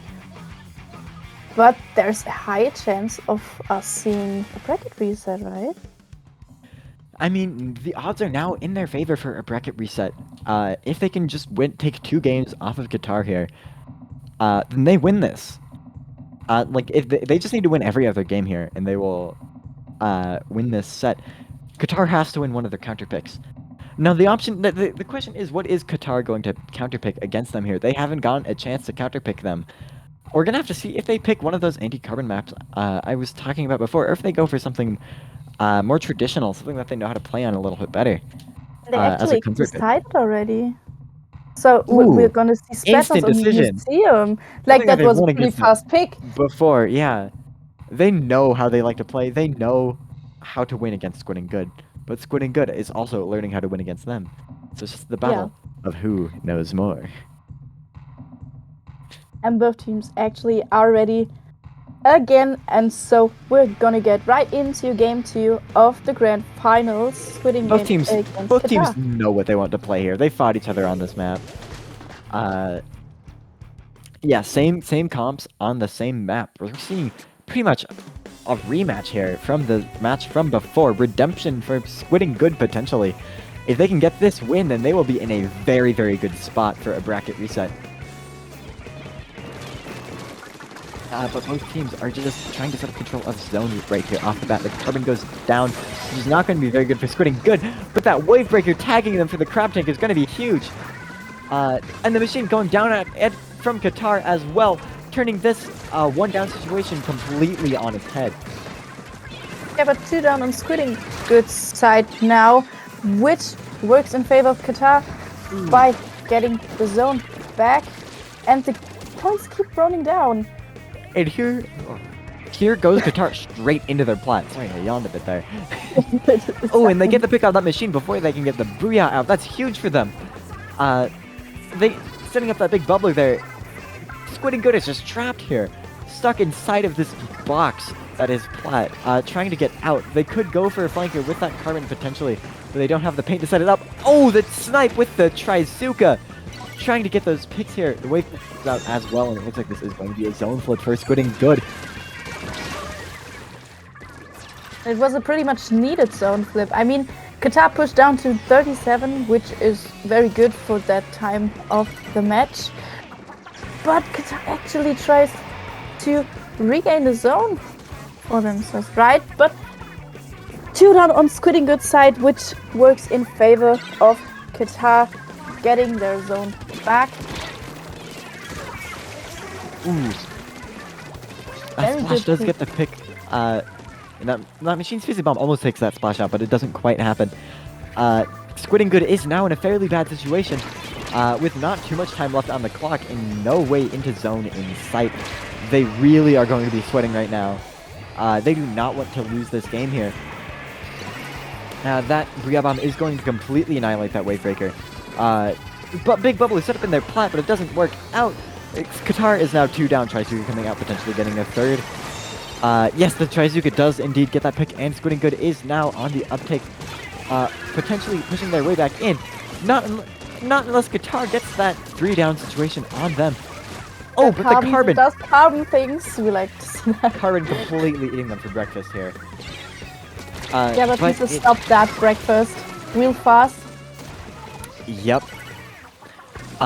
Ooh, and Qatar has gone 3 down. Squidding Good is now 2 on 1 against this machine. The Carbon trying to find its way and getting the pick on the machine. The machine trying to get as much space as possible and trying not to let them close the distance. Getting space for their team, holding this as much as they can, slowing them down. That's what you want to do in that situation. Just do as much as you can to stop them without dying. Just even by existing there, you can stop them. That Carbon tries to get that flank on the Crab Tank and the machine, but doesn't quite work out. And Squidding Good is now 3 down. That's pretty huge for Qatar. Qatar keeps pushing forward and builds up pressure on plat, while the machine is watching the left side. One machine goes down on plat, but there are the specials from Squidding Good, which actually, yeah, we have a zone flip again for Squidding Good just side. Just splash left. They don't know. They don't know. They don't know. Oh my god. Oh, checking every millimeter of ink besides that one. And That's here comes the pretty splash. good start. And there we have Here comes the splash, very completely insane shooting them play. from behind, from where they expected it the least. That is going to completely shut down their push here. Get Getting the pick on that Carbon. Getting the jumps in for their team, flipping the spawns. The team's fighting from the opposite side here. This is going to be very awkward for whichever team loses in this fight. Oh, but Squidding Good does manage to get the lead. Not before they go 3 down though. Just one person left to try and defend here with the Carbon, but they go down as well. Squidding Good now has the lead, but they don't have a lot of time before Qatar KOs. They have about 20 or 30 seconds left. So they need to push in quickly. They have a decent amount of time. They don't need to rush in, but they can't stall here. They can't be slow. They need to be quick here. But they go 2 down. The Booyah Bomb comes out. It's going to try to neutralize the zone here, but it lands on the top of the zone, which doesn't count. The other Booyah Bomb is going to counter this, and it looks like this game is going to be taken for Qatar unless Squidding Good pulls out a miracle. And as soon as I say that, they neutralize the zone here. Oh, but it isn't going to work out, and they go down. The hope. It wasn't there. They didn't quite get that. That flank saved the whole game. Yeah, it did. If the Junior had thrown a torpedo there, they would have seen that. That was flank of a lifetime, the shark of a lifetime. That was insane. I mean, that was like a very, very tiny spot with blue ink, which worked out in the favor of Qatar. And wow, that ending. Yeah, that was pretty intense. We saw a lead switch at the very last second, but Qatar took it back. And so Squidding Good is going to be on their toes now. They know which counterpicks they don't work against this team.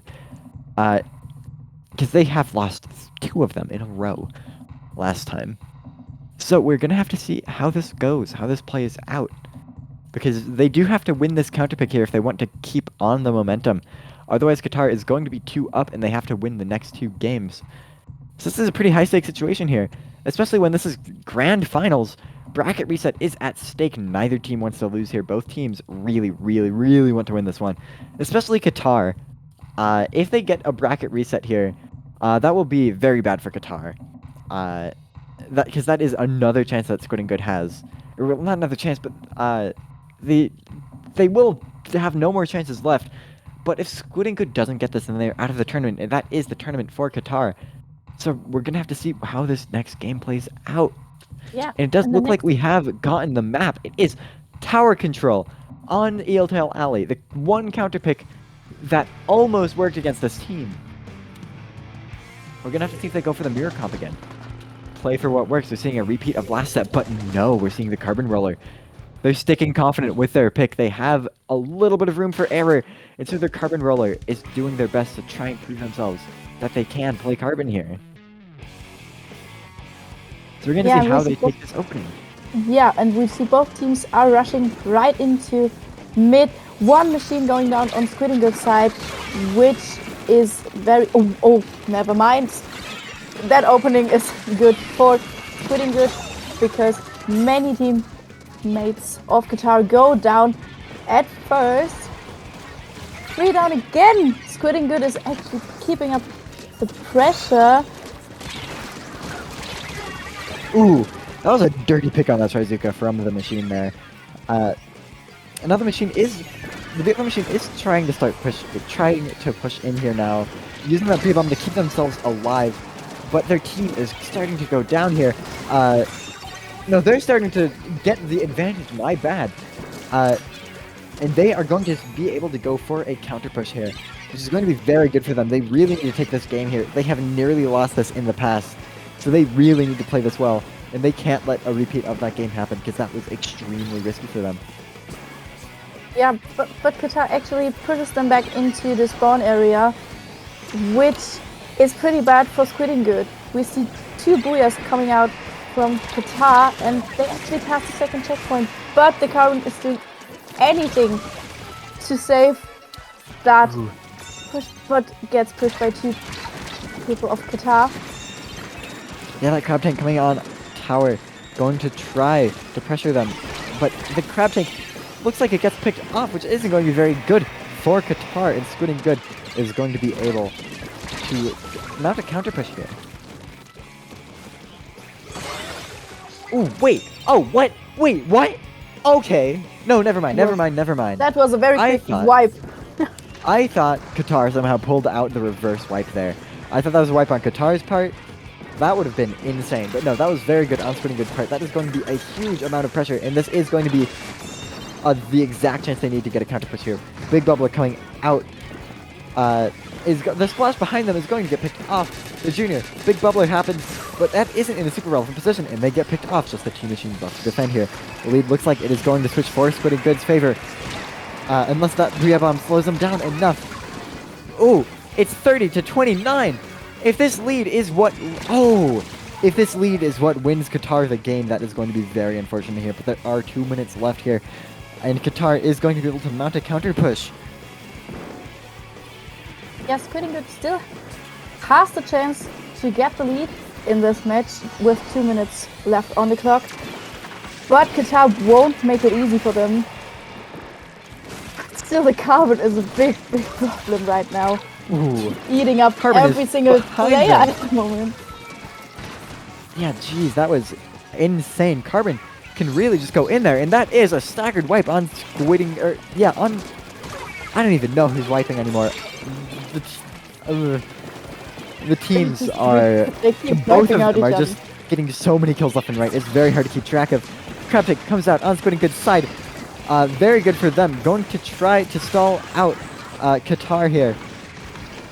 Now And try to get that lead. Oh, And and they do so in fact why- get that lead. And that could be a KO for Squidding Good here. They don't have to play this super. They don't have to play this super well here. They really just have to hold this, and it works out. That was very good for them, and that is going to be 2-1. Qatar can't lose another game. This is not where Yeah, they no- want to be. Now Qatar is really under pressure after that push of Squidding Good.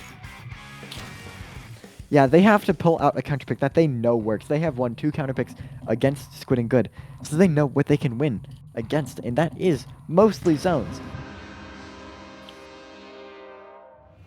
So, this is exactly what Squidding Good needs. They really, all they have to do is just win this next one, but Qatar isn't going to let that be easy for them. They are 2 up, but Qatar is also, all they have to do is win 2 games, which isn't out of the question, but it isn't exactly easy either. And even then, Squidding Good has to go with the bracket reset. So this is going to be very exciting for both teams. It's really anyone's game here. Qatar has the disadvantage of having to win these next 2 games in a row, but they have the advantage of having that second chance of the bracket reset.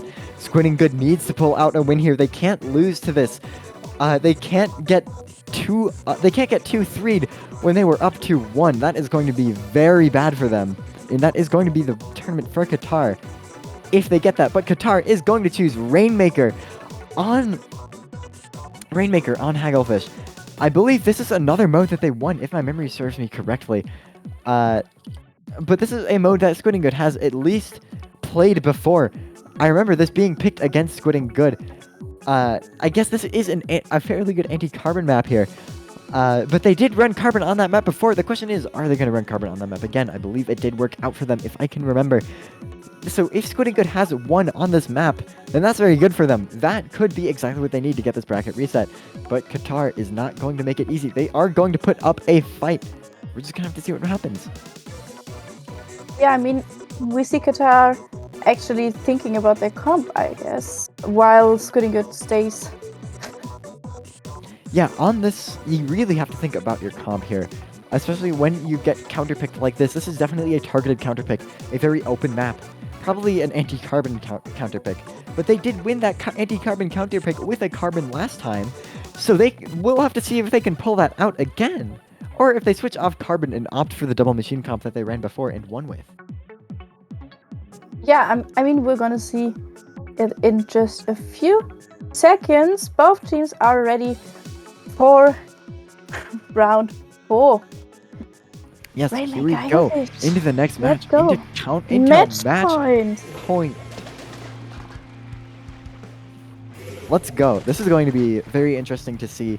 Squidding Good looks like they have opted to go with the carbon roller yet again instead of the machine, but other than that, it is a mirror comp. That is the only difference that they have against that. It does look like the splash is going for an early crab tank off the bat. That is going to give Qatar the pop for free though, because they are 1 player down. But that splash coming into mid is going to be very good, unless that splash just completely flanked them out of their mind and gets that pick, punishing that early crab tank very nicely. That is a terrible opening for Squidding Good and a beautiful one for Qatar. But Squidding Good has grabbed the Rainmaker anyways. And Booyah Bomb comes out as well, especially going out. It doesn't look like it looks like they are going to turn this around fairly easily. Qatar going 1 down. This is the chance that they need to push through mid here. But the Rainmaker actually got picked and 2 down on Squidding Good's side, which can work out in favor of Qatar. Ooh, that is going to be 1 down on Squidding Good, which is going to be the opportunity Qatar needs to push back in. Because they really, really cannot lose this one. Because that's a bracket reset, and they do not want to risk that. The crab tank going up on the pedestal, trying to make as much space as possible for their team here. Trying to pick off that machine with the AoE. It isn't going to quite work out though, and the checkpoint is not going to fall just quite yet. But Qatar is still up on players, and so they could take this checkpoint fairly easily here. But that Booyah Bomb coming out is going to help them. That Carbon Roller doesn't quite get the pick on that machine. And it's just the Junior left throwing bombs, but they cannot get this pop here. Qatar is in a very good spot to get that jump into plat and take a huge lead. Squidding Good cannot let that happen. They have to have constant pressure on that Rainmaker pedestal. And it doesn't look like that Rainmaker is going to reset unless Qatar does something really soon here. But no, it isn't going to reset, and Qatar has to back up because they are way out of position with the Rainmaker being so far behind them here. Yeah, both teams actually fight as much as they can in mid, but Qatar actually is still 2 down, while Squidding Good, okay, is now 2 down as well. So we see pick after pick happening. Even a trade-off from the Carbon and I guess the Junior. Yeah, this is pretty insane here. We're seeing both teams just going down left and right. One team does have the checkpoint, but they haven't been able to push past that. And there's 3 minutes passed in the game, 2 minutes left. We're gonna have to see how both teams play this here, because this is a very high stakes game. If Squidding Good wins this, then they bracket reset. If Qatar wins this, then they just need to win one more to win the entire tournament. It is a very high stakes game here, and Qatar is yet again in control of the Rainmaker. And they are on the slight advantage. Oh, never mind, the Rainmaker is the only one left alive, opting to jump off the map for a fast respawn and Rainmaker reset. Actually, no, that part of the map doesn't reset the Rainmaker. So that is going to be Squidding Good with the Rainmaker stuck back there. Yeah, that saved just a few seconds for respawning, but we see 2 people going down on Squidding Good's side. A whole wipe, which is very good for Qatar. Now it's the opportunity to actually push through and get that to that goal. They get to the checkpoint, 2 down on Qatar side, 3 down on Qatar side, which is working in favor of Squidding Good. They're getting back some of them old turf, and I see a Carbon going on. Ooh, Crab Tank gets a pick, being the last one alive. That is very big there. I've talked about this a lot, but having Crab Tank basically allows you to pull out a backline for times like that. When you're the only one left alive, you just have a Hydra Splatling in your pocket. It's very powerful here, but I don't know if it's going to be enough. Squidding Good is in control of the Rainmaker. The machine, Booyah, is coming out. They need to get this checkpoint and push just a little bit past it. Qatar goes 1 down. This is the exact opening Squidding Good needs. We're going to have to see if they can break it open, though. The Carbon Roller pushing in, getting a pick on the Splash. Rainmaker opting to set up left. The Splash-O-Matic trying to get a pick on the Big Bubble, but the machine slips by them. It's 2 down on Squidding Good. They have to do something very soon here, or else Qatar is going to be in a very good situation. Ooh, yeah, it's just that Junior left alive with 10 seconds left. Qatar is playing this smart. They're not going to pop it. And that is going to be Game 4 for Qatar. We are going to be headed into Game 5 of Grand Finals. Yeah, Qatar did a very, very good play in this match. Going for a wipe and then actually push through as far as possible and then switch to defense. I guess that worked out in their favor. Yeah, they had some very good defense on their part. That is exactly what they needed there. But Squidding Good is now in kind of a tough spot. This is the Game 5. This is it. If Qatar wins this game, they take the tournament. If Squidding Good wins this, then they get the chance they need for a bracket reset. So far, it's been back and forth, each team taking their own counter pick. Squidding Good has to win this counter pick. This is so high stakes here. This is the entire tournament is in the fate of which map mode they choose here. They need to play smart. They need to know which maps they can win against this team on. And they have a lot of experience fighting this team, fighting 2 sets against them. They have to win this one, and even then they have to win another set against them. It's going to be a very uphill battle from here, but they can win this. But all Qatar has to do is win 1 game right here and take the tournament in their hands. So, it's really just such high stakes here. And I am looking forward to that counter pick. I mean, Squidding Good now has the chance to actually choose a map and mode which work in their favor. But, just as the chat says, that doesn't guarantee anything. When it comes to Splatoon, team play is everything. And even sometimes, on some days, maybe a map mode combination doesn't work out. But I guess we're gonna see in just a few moments. Yeah, getting the counter pick is very good for Squidding Good. But if they lose this counter pick, they are on thin ice. They cannot lose this one. If they lose it, they're out of the tournament. So whatever counter pick they choose, they have to have so much faith in it. Because the entire fate of their tournament rests in the hands of this counter pick. And even then, Qatar can also play off of it. So nothing is guaranteed. Even if they choose the right map and mode, they have to play it right. It's anyone's game here still, though. But it isn't looking good for Squidding Good. They have to get this one. It is by no means unreachable. It is by no means out of the question.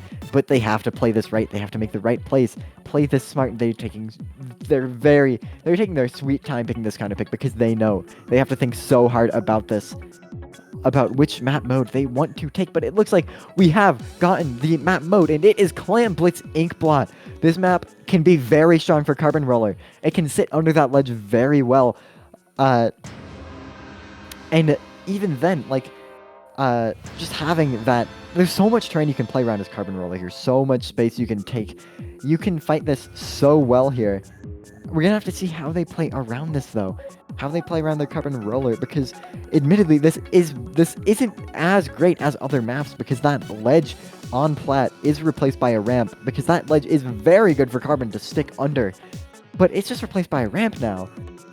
So you don't have quite as many options for where you're gonna poke, but you still do have a lot of options for where you're gonna push. We're gonna have to see how this works out. We're gonna have to see how both of these teams play it, because this is it. This is the final game of this set if Qatar wins this, and if not, that it is the bracket reset here. And we are headed straight into this Game 5 match point winners. No, grand finals. I'll get it sometime.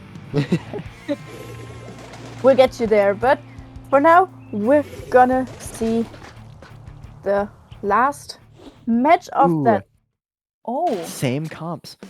yeah, the teams stay true to their comps, which is, I guess, it works out for both of them. I mean, both teams got 2 points down the line, and now we're heading right into mid here. And mid doesn't seem, yeah,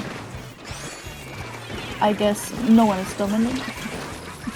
Yeah, so far both teams are just vying for control of mid here. Junior setting up Big Bubbler just to try and hold that, trying to get that control that they need. The other Big Bubbler does come out, the Bria Bomb coming out from the machine as well. The Junior trying to throw bombs under that to try and punish their landing. But the machine's Bria Bomb and their Fizzies are going to push them back. The machine's pressuring very hard up in spawn here. The Junior just trying to set up control here, trying to defend here. But so far, this is a fairly dominant start of the game for Qatar, which is not what Squidding wants to see. It is by no means indicative of how the rest of the game is going to go, but it can be a hint for how it can work out.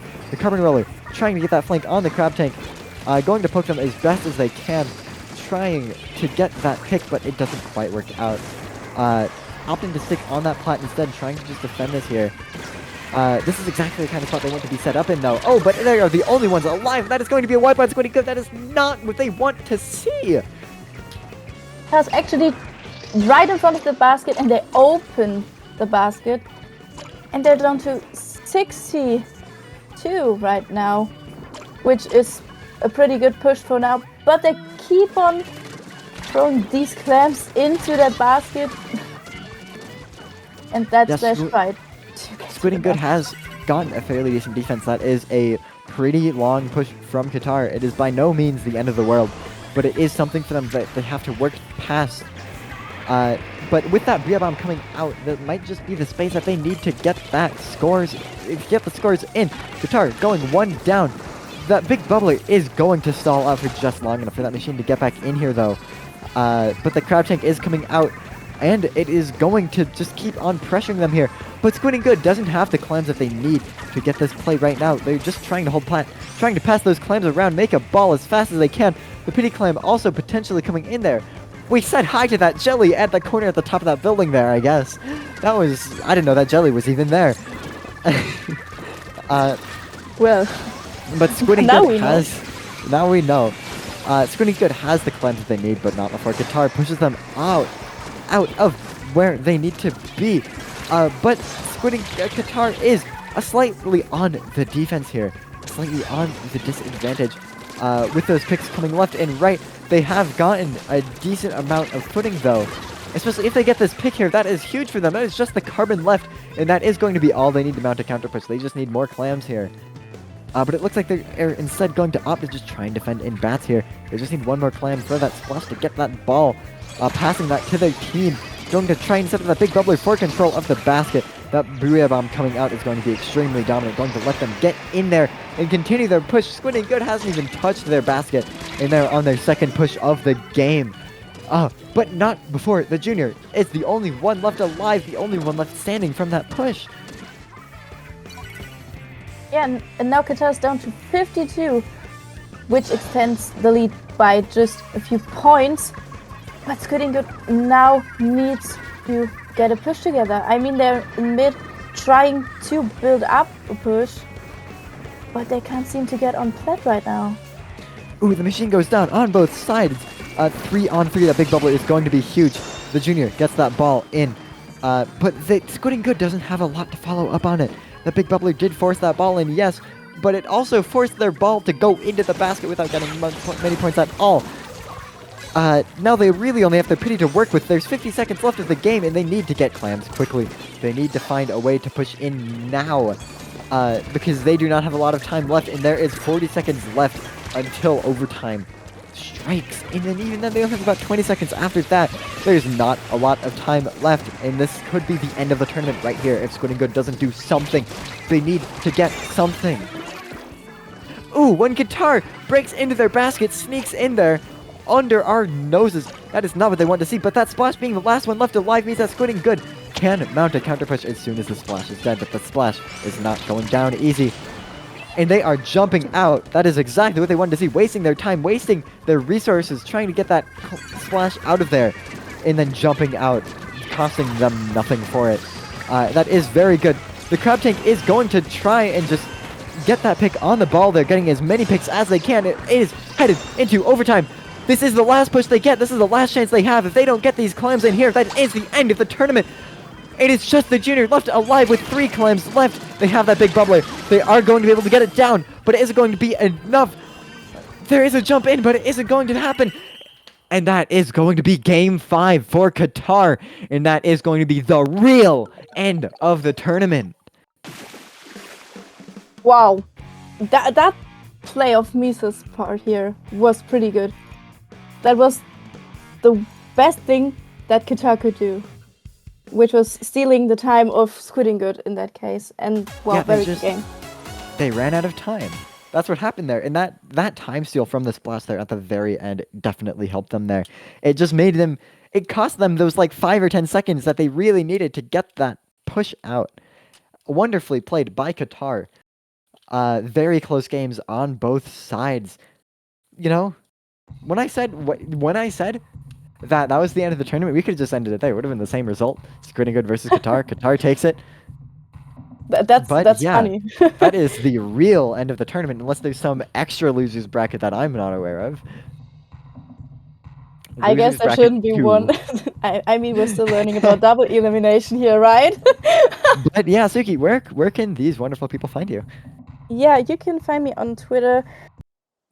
My name is SPL_Suki there, or you can find me on Twitch, which is SukiQ_CX. Where can they find you, Asect? I'm Asect, ACECT on YouTube, and Asect with 4 T's on Twitter and Twitch. Thank you guys for showing up to this tournament. It was very fun. It's been nice casting for you guys, but I believe we gotta tune out. See ya. See ya.